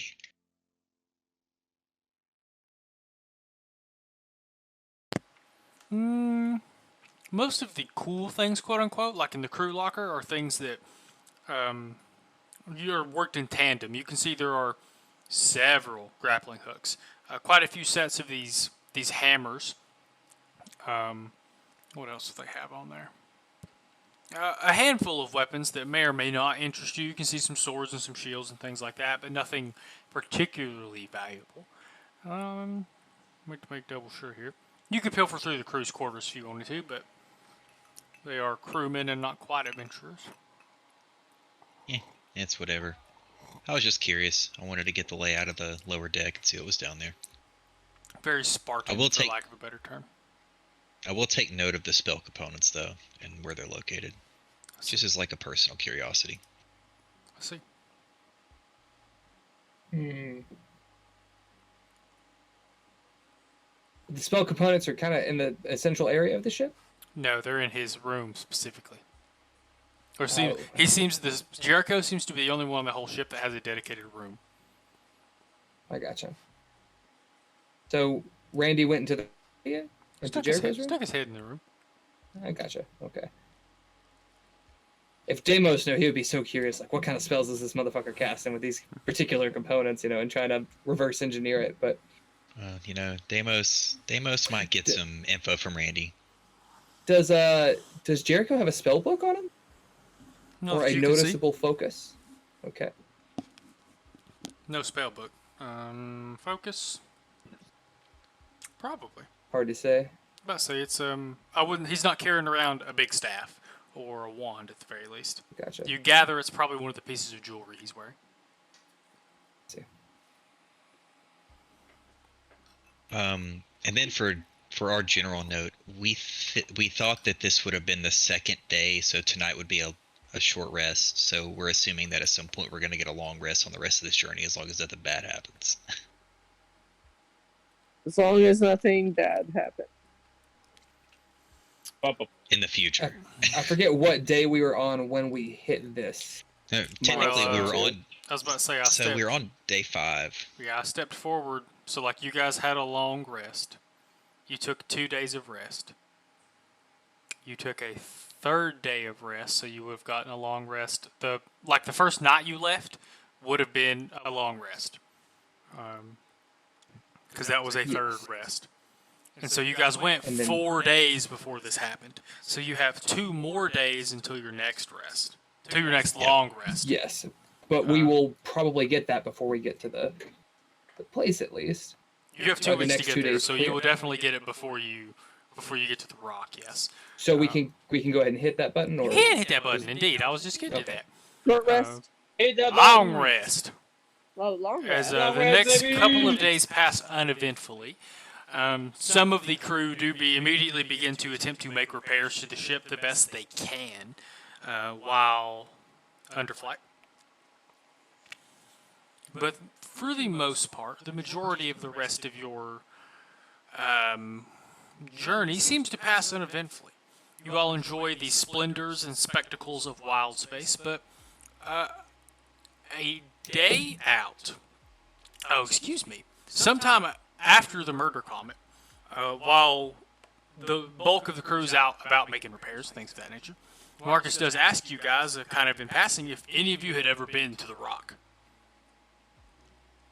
Welcome to the rock. No. Oh, I guess Goob would say he has, but he can't answer. He can't respond. So Marcus will tell you guys. He says, keep your wits about you and your purse close. It's not exactly a dangerous place for folks like us, but it is a little bit lawless. Everyone's expected to fend for themselves. Stay out of the upper level, and just generally don't make too much noise, and you'll be okay. Down at the upper level, so it's a tiered city, much like Sharn is. Is that correct? There's an upper, a middle, and a lower section of the rock. We will land in, well, we won't actually,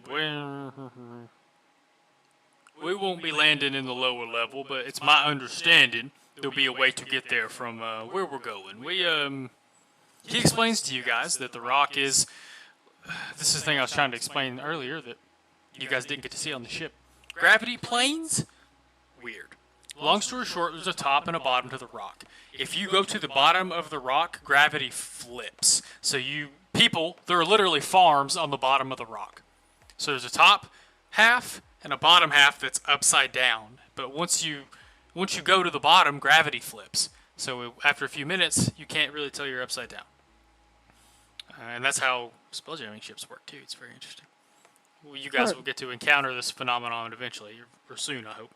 But he does explain to you guys that our location is on the bottom part of the rock, where we are not supposed to be.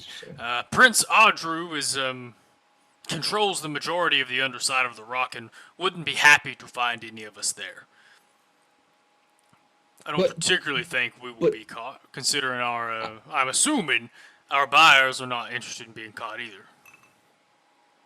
Now this is more of an ecology, but in space where there is no upward or downward orientation, why does the upper side have the authority to call themselves the upper side of the rock? Because from the imperceivable perspective of space, the lower side is just as likely to be the bottom side of the rock. And furthermore, as they drift through space,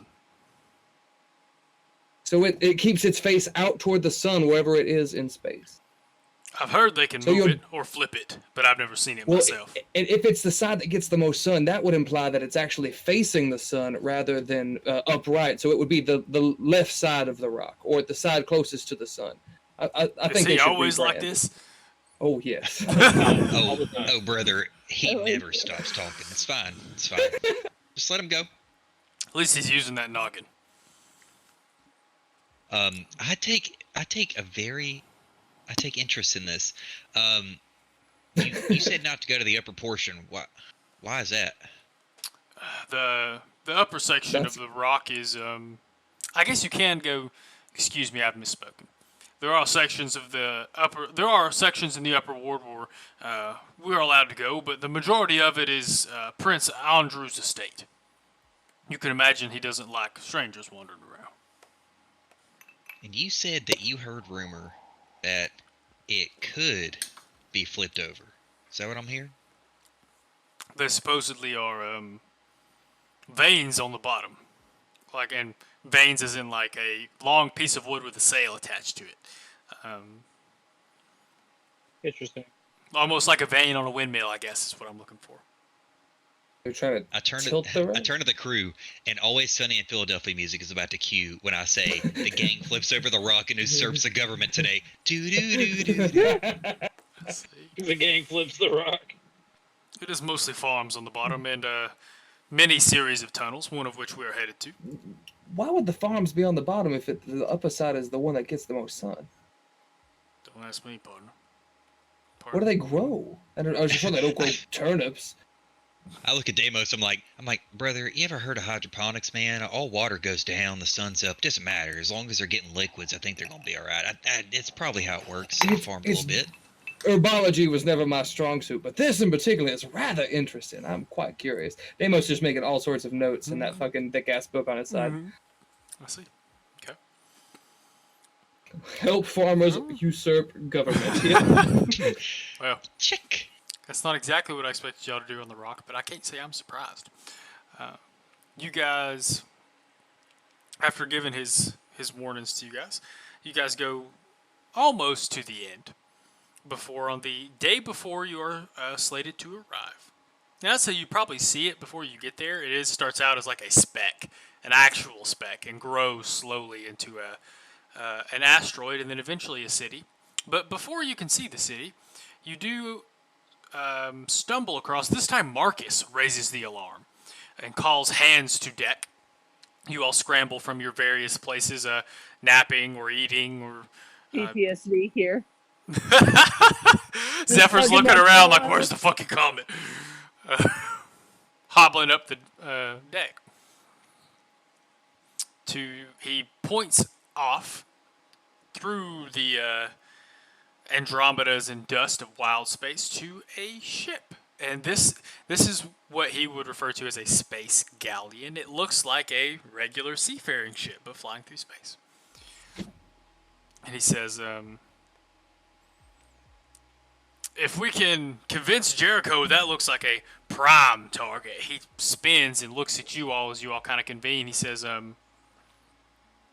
any of you interested in recreational activities? Oh, how recreational are we talking?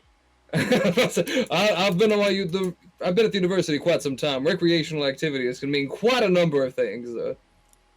Specifics, friend. Jerks his thumb over his shoulder, says, the best we can tell, that is a private merchant ship.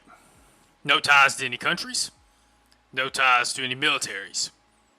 Except ones that they might own, but otherwise ripe for liberating.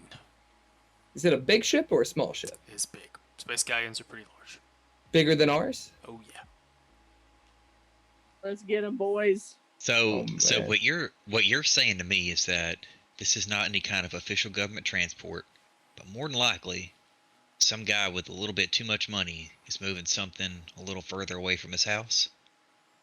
Moving stuff to sell, I imagine. It looks Yeah. like a merchant Yeah. ship. We could be wrong, but Now these merchant we've ships. had some practice.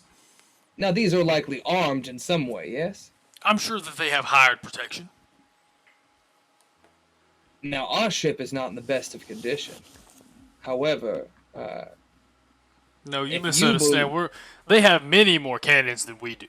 We're going to use the Crimson to clamp onto it and board it, where we can We're gonna pillage ta- or liberate at our content. they won't knock the crimson out of the space sky before we clamp on. I was hoping maybe some of you could help with that. I could ask Jericho, but he doesn't always have those abilities. I don't know why I sound like Sly. It's not supposed to sound like Marcus Phoenix. I can try to shatter a cannonball because it's made of metal. It should do double damage, but I mean we're talking extremely specific spell casting. We're trying to clamp don't on. think Goob doesn't have anything for that. No, the ship will clamp itself. He also tells you that, Yeah, but we that have they to have grappling hooks survive. below to actually like pull the ship Which- upside of the other ship. Yeah. He was hoping you could provide some assistance getting there before you get blasted. I don't have anything. I mean, I'm level 3, dude. I ain't got I ain't got shit to move a whole ship. Or put up barriers or anything of that nature that could be protection based.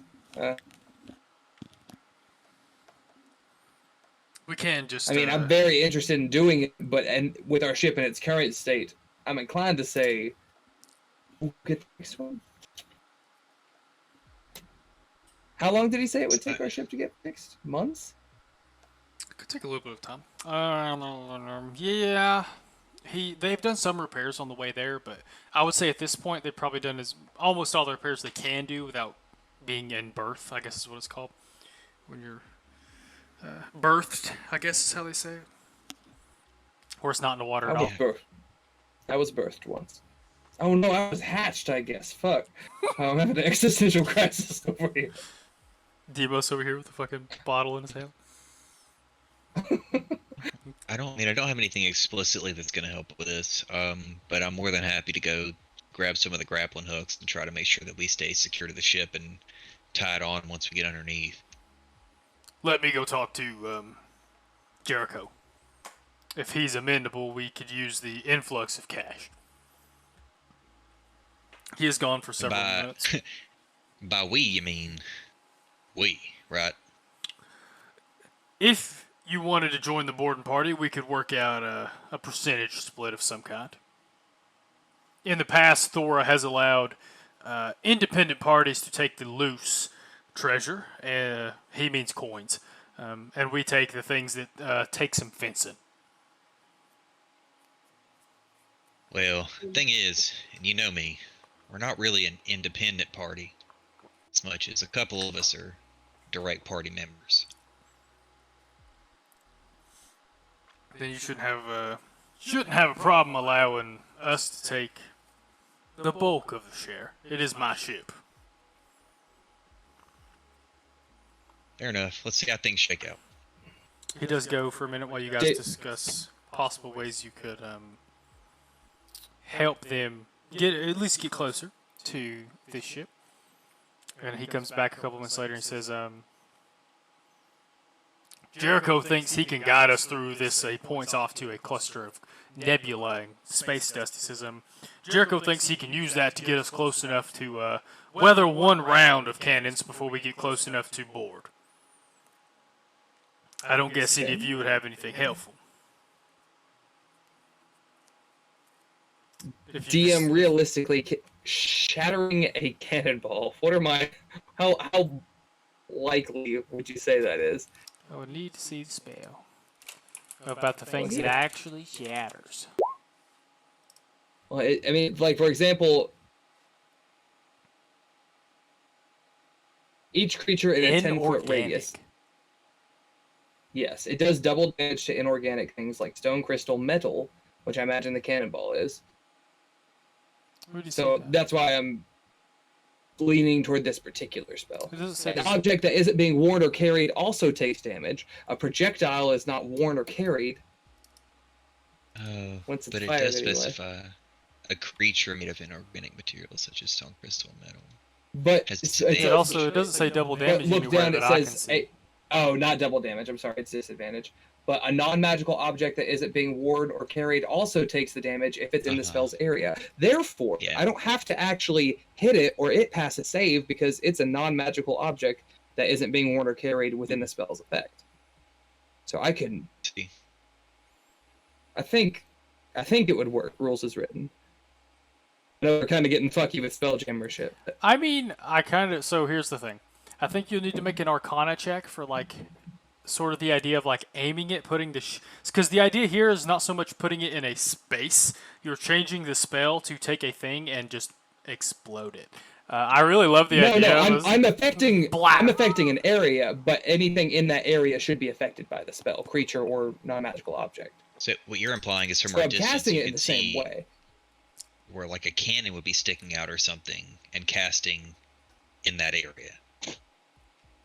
Well, I'm thinking, like, even if the cannonball leaves the cannon, like, let's say there's 6 cannons and only 2 of them fire. If I can, if they're close enough, I mean, it's a 10-foot radius, so that's a 20-foot width. If they're close enough, might be even be able to get a couple of them in there and try to crack the cannonballs or shatter them into something that's not, as impactful and hopefully loses a good bit of momentum when it, explodes. Or not momentum, but trajectory. Interesting. If a cannonball was just sitting on the ground and I cast Shatter on it, it would work on the cannonball. I'm just saying, for it to be flying through the air, it would have to be a little more liberal with that. If you want to do It a doesn't check say on the timing or specifically that something, it destroys any of these things. It just says it takes it damage. says it also takes the damage. I don't know what hit points you would give a cannonball, but Yeah, 3d8's a solid chunk. I know how many hit Are you points to give a cannonball. Are you saying that you use that if they fire, or are you saying you use that as a diversionary tactic to get us underneath the ship? I'm saying to use it to try to stop some of their cannons Cannon from hitting fire? us. I think I will allow it because I love the idea of spellcasters just obliterating cannonballs. I think that's just the exactly kind of Spelljammer thing that's neat. I'm sorry, I just love that visual. A fucking spellcaster, like, cannonball comes streaking towards him and he just throws his hand up and the cannonball obliterates. That's badass, y'all. He's anti-aircraft right now, is what he is. Yeah, Yeah, that's hilarious. Fucking Patriot missile system. Okie doke. Surface to air, dude. Oh boy. So, you guys, it seems that, last chance, says Marcus. If y'all don't want to be, party to raiding and pirating, I would speak up now. Jericho has agreed to allow us a brief stop. I'm good if you boys are. I'm definitely fine with taking out some of my amputee anger. Marcus, you ought All to in the know world. that. Your Said again, fucking Drix? crutch becomes your spellcasting focus. Just aiming it What like a about to cannon. use your... Yeah, exactly. Hellish blast coming out of it. We'll Oh, do it God. from Tipsy. Okay, so Jericho drifts the ship into this. For a minute, you guys can't see as your, I guess not. I guess the air bubble keeps it out, so it's almost like going to the aquarium where you're walking underneath the tank or whatever. But it's this kind of green and pink Andromeda, this gas that floats over the top of the air bubble. So you guys are engulfed in it. All right, who have I not picked on tonight? Ben, odd or even? Even. Even Y'all Steve. getting good at this tonight. There's a little bit of short tension. As you guys strain your ears to listen for any sounds on the ship, any calls of alarm on the other ship. And after a brief time, you guys emerge. Almost right next to the ship. You are it's hard to gauge space in space, but you are some distance away, but thankfully with the front of your ship pointed towards the side of theirs, positioned perfectly to accelerate forward and T-bone them, to use a modern term. Upon exiting the cloud, Marcus immediately begins bellowing orders. You watch his crewmen begin to not pull sail, because that's not how these are powered, but begin to brace themselves to load ballistas and otherwise. You can see at least two other people that you guys would know by now are spellcasters begin to run down to the bottom of the ship. You assume to attempt to provide some protection to the cargo as you guys start full speed ahead towards the ship. So it does. You guys hear very quickly screams and shouts from the ship, calls of alarm, and you see almost like little ants scrambling as the ship bursts into the other ship burst into activity. Cannons are fired. Make sure how many things this has. It may not even have cannons. It might just be ballistae. Oh, I see. Interesting. It takes y'all just enough time. It should still work because it's an inorganic thing. Yeah. But They have metal tips. That's canon. that's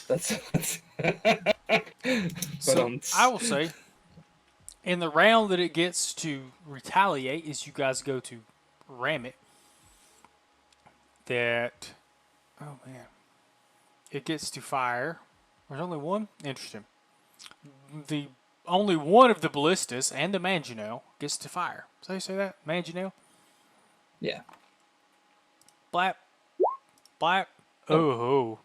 Okay. I will turn that nat 20 into a 3.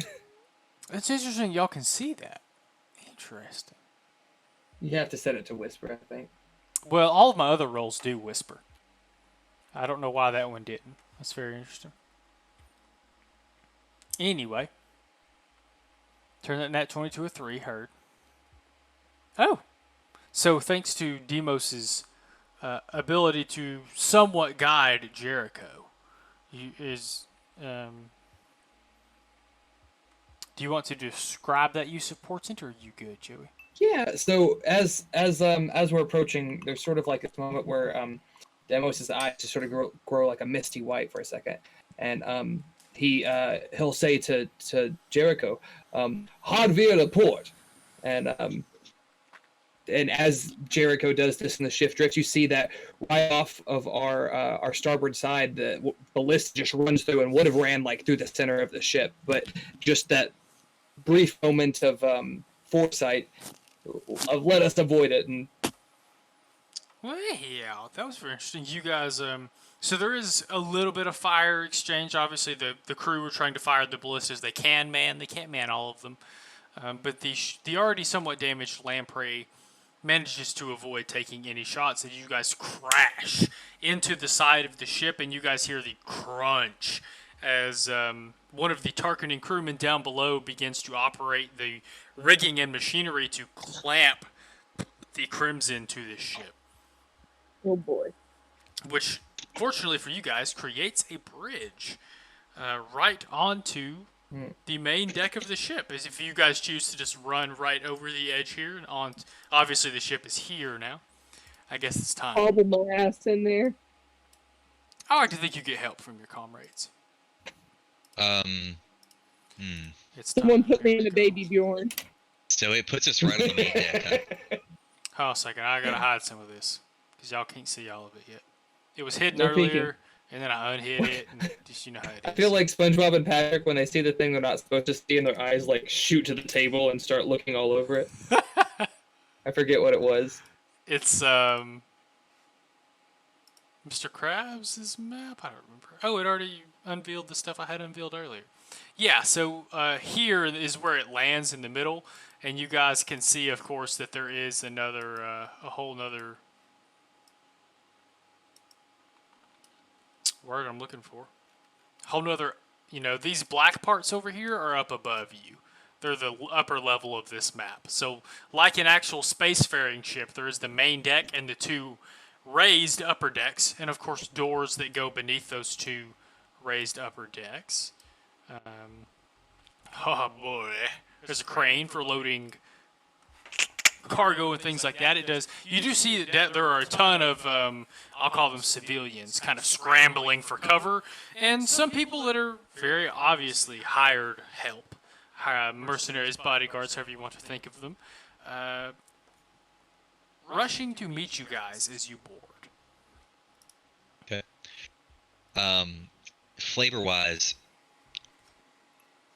Randy is. I'm gonna put 2 kunai in my smaller arms on the back, and on all fours just sprint across the bridge like a terrifying bug beast, directly onto the top deck of the ship.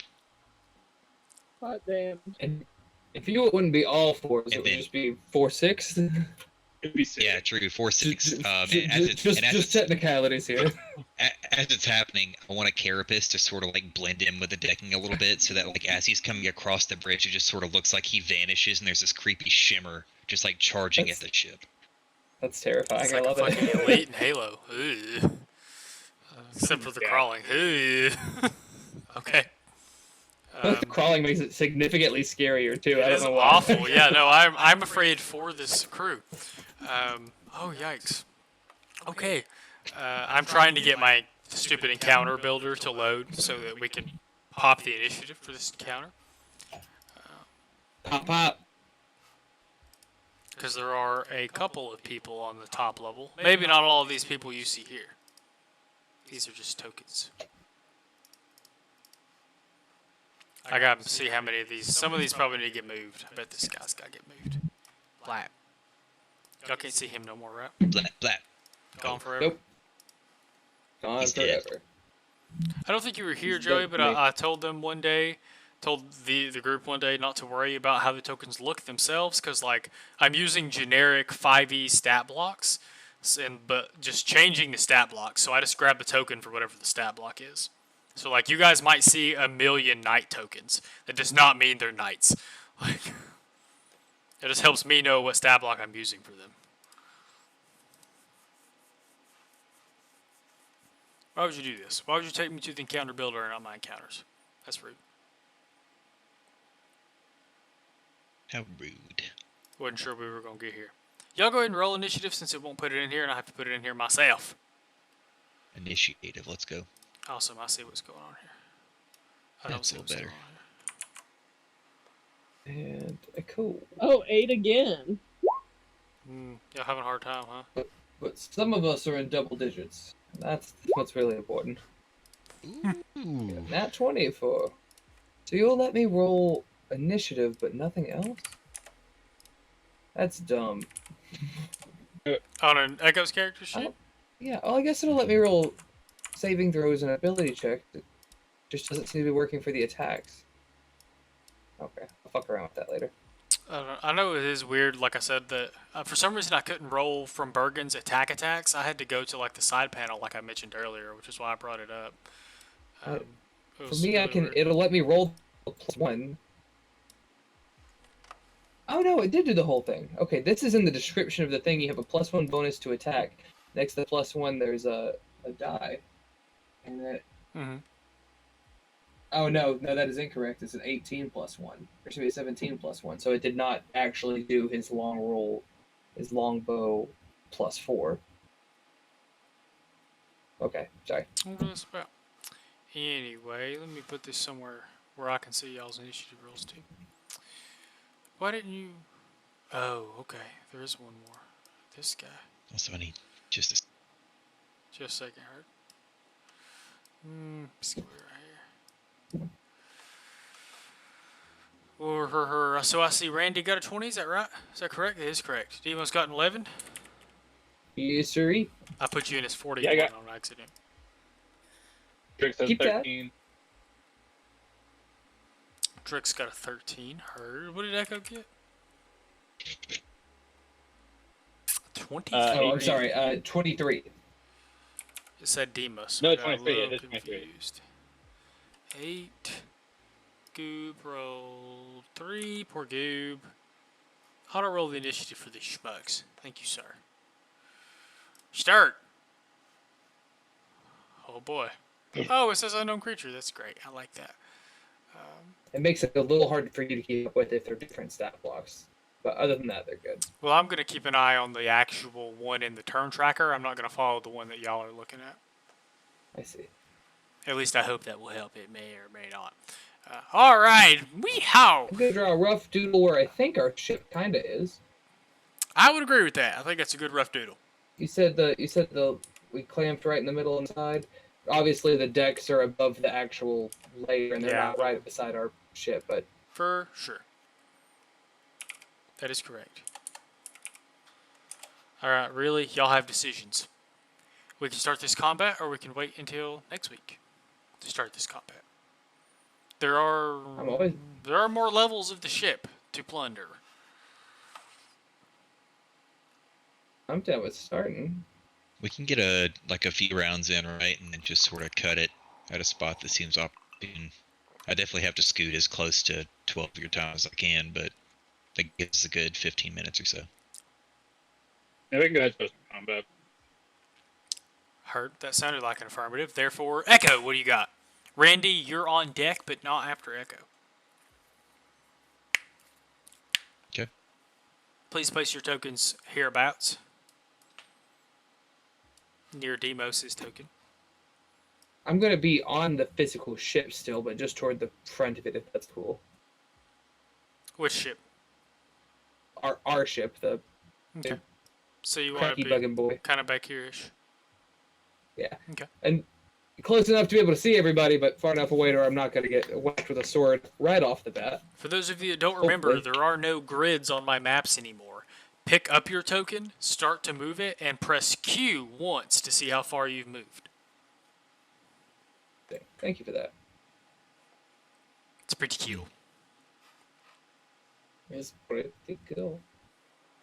Pretty cool. Anyway. I'm One, a two, mobile three. gesture. What's Echo got? What? Oh, is Echo up first? That's right. He rolled an out of 20. Did any of these motherfuckers look significantly important? That one dude looks a little beefier than the others. There is a guy that's definitely more well armored than the rest. He is getting hexed, and Echo's gonna pop off a shot on that motherfucker.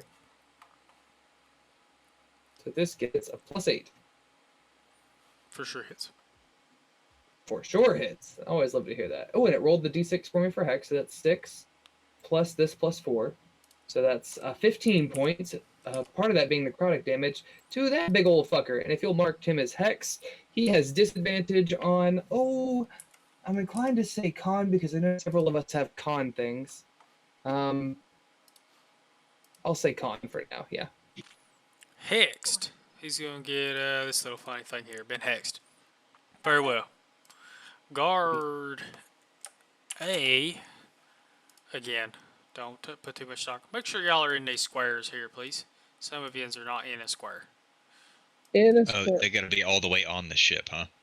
You don't have to be on the ship, but some of you were just standing like in the crosshairs of squares. I just needed to know which gotcha. square y'all were actually in. I guess it doesn't really fucking matter with the whole ruler thing. Anyway, guard A right here, who's standing right next to Zephyr, is going to see this somewhat gimped, very pretty, very odd-looking elf come strolling up onto his ship. So he takes pity on me. Looks a little confused. Somewhat gimped, very pretty. Wow, that's a statement. I don't think a 12 is going to hit Zephyr, is it? Alright, check my character sheet. Oh my god, it hit I'm me. sure. Does it really? I'm so glad because I also have an armor class of 12. So this guard steps forward and runs his... No, I wouldn't want to say basic. All of the equipment is well taken care of, but these are definitely not adventurer level outfitted guards. You get run through the spear. He actually gets you like in the thigh of the leg you're missing a foot on, since it's harder for you to move that. You take 4 piercing damage. You actually hit me in a vital organ? Jesus Christ. Right. Insult I to look injury, at like. I look at him in the eye and be like, just end it. Randy, what do you have for you? Just end it. The guard At looks this moment, perturbed. Deimos knows, like, he has another moment of prophecy where he sees Zephyr returning to Sharn with neither leg. Like, Where? Randy, still sort of carapace, is gonna charge right here at this guard and then take a pop with that katana. Do it. You can sneak attack on that. It's only you and him right there. swashbuckling. Do that That's not the swashbuckle. best roll. That misses. I'm sorry. Your What a katana, bummer. your katana flashes out and clanks off of some chainmail. They may not have fancy armor, but they are well equipped. Okay. Is there Right. anything else you can do this turn? I will. I think I will use my bonus action to scoot back right where I was. Using them fancy footwork. I see. Fancy footwork and the movement you already had. Okay. Fair enough. This guard here draws a crossbow and begins to take 5-10 steps forward. That's 10 feet. Shoots off a shot at Drix, who's standing there looking menacing. Does a 17 hit Drix? God, yeah, 17 hit. You do take another 4 piercing damage as you take a crossbow bolt to the stomach. I guess your carapace is pretty hard, so it doesn't drill super down in there. And this one uses the rest of his movement speed to make sure I'm not totally crazy. Disappear down to the other deck.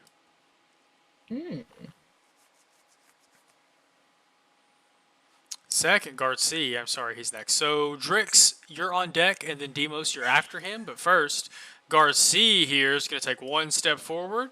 He's going to go for an attack on... I'm assuming a 6 doesn't hit Randy, or Buck, or whoever you are this time. Clumsily takes a strike on the other Thrycreen. Drix, how would you like to respond? Well, first off, I have Polar Master. So he just Stepped into your range? he did. Heard. Opportunity You attack, get poked. Do it. Is that right? I guess it is right. You just low roll. Okay. He has to duck under your Githka, which is what prevents him from striking a good strike on Randy. It's now your turn, my dude. That's the case. I'm gonna It's move a Drix's little. turn?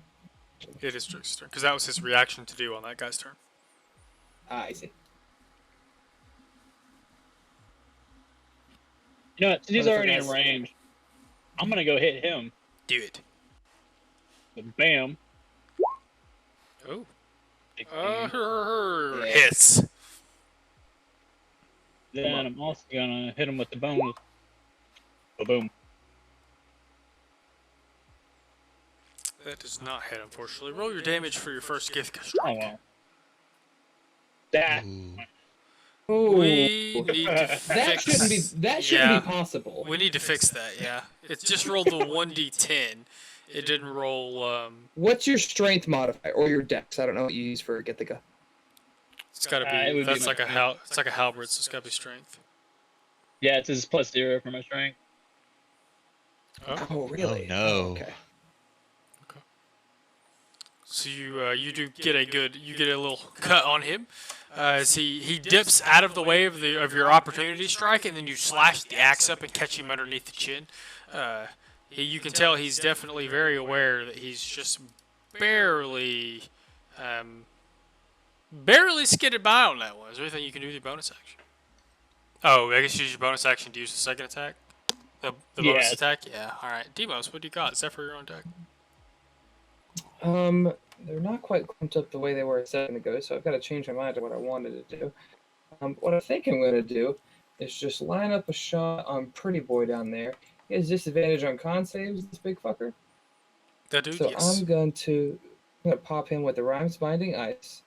So disadvantage for a con save.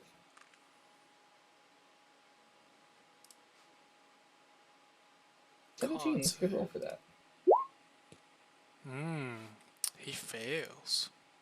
His movement is turned to 0 until him or another creature uses an action to free him. He also takes that full 17 points of cold damage, which is a solid chunk. Yes, That's he pretty high roll for does. this. No movement heard. Stuck in place. You guys very Second much friend to the cripple, I make you cripple. very much the professionals. Demos immediately steps forward and binds, who is obviously the leader of this squad, to his spot. Is there anything else you can do, Demos? I'll nod over to Drix, who has the polearm, and I'm like, got him right where you need him to be. And then turn my attention just to assess the others.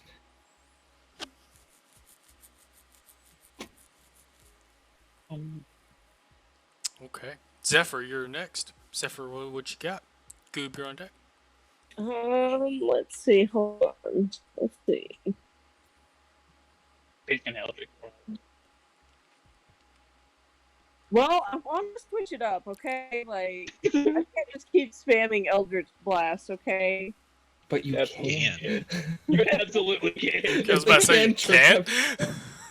But you do you, boo. No, I was trying to see if there's anything else good that I would enjoy. No, I really guess it's gonna be here, Eldritch Blast. Eldritch Blast. Eldritch Blast. Nice. Who you Yeah. Eldritch blasting? Yeah. The one that just stabbed me. Fair enough. You have any Probably. evocations that move him around or anything? No.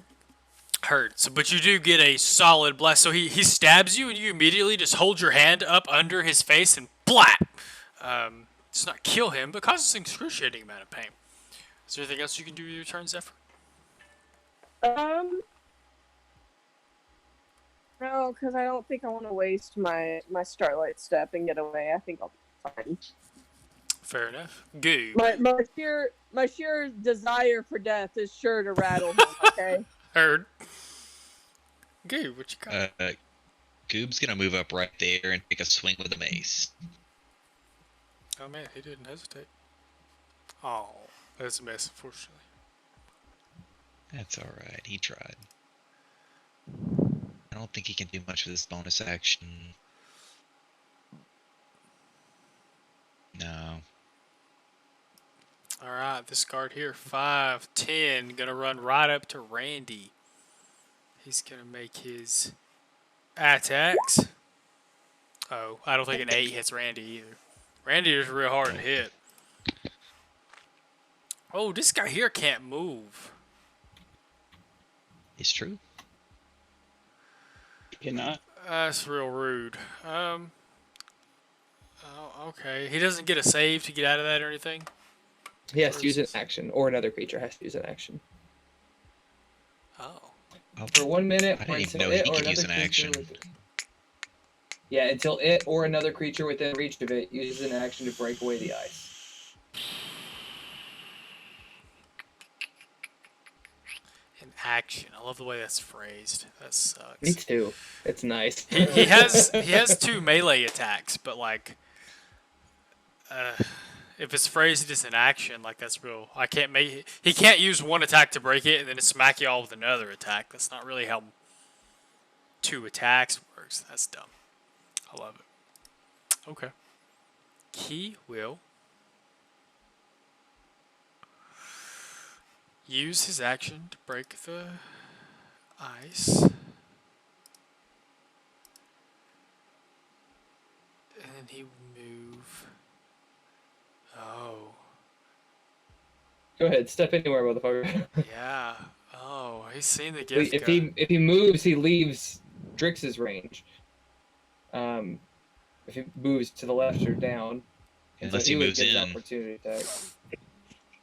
He Yeah, will but then take a step forward. He can't attack, so He's gonna step up. Square up, scrub. Yeah, he's gonna step up. He's gonna face his death like a man. Echo, what do you got? can he only have hexed up on one dude at a time? That's I how believe hex so. works, right? Yeah, it's kind of like Hunter's Mark, sort of. He's gonna take 2 steps to the Whoa. left here. I recant that statement. It is stopping time, and this is a good spot to stop. If we go again, it'll be 12:15 before we stop. Oh. I apologize. You sure you don't want to just let Randy go and us play till 12:15? Sure. Yeah, I'm enough. sure. I'm sorry. Just I wanted 15 us to minutes, get through 15 this one today, more but I shot. apologize. I really wanted to see what the random encounter held, and when it turned out to be that, I was like, "Alright, fuck yeah, let's do it."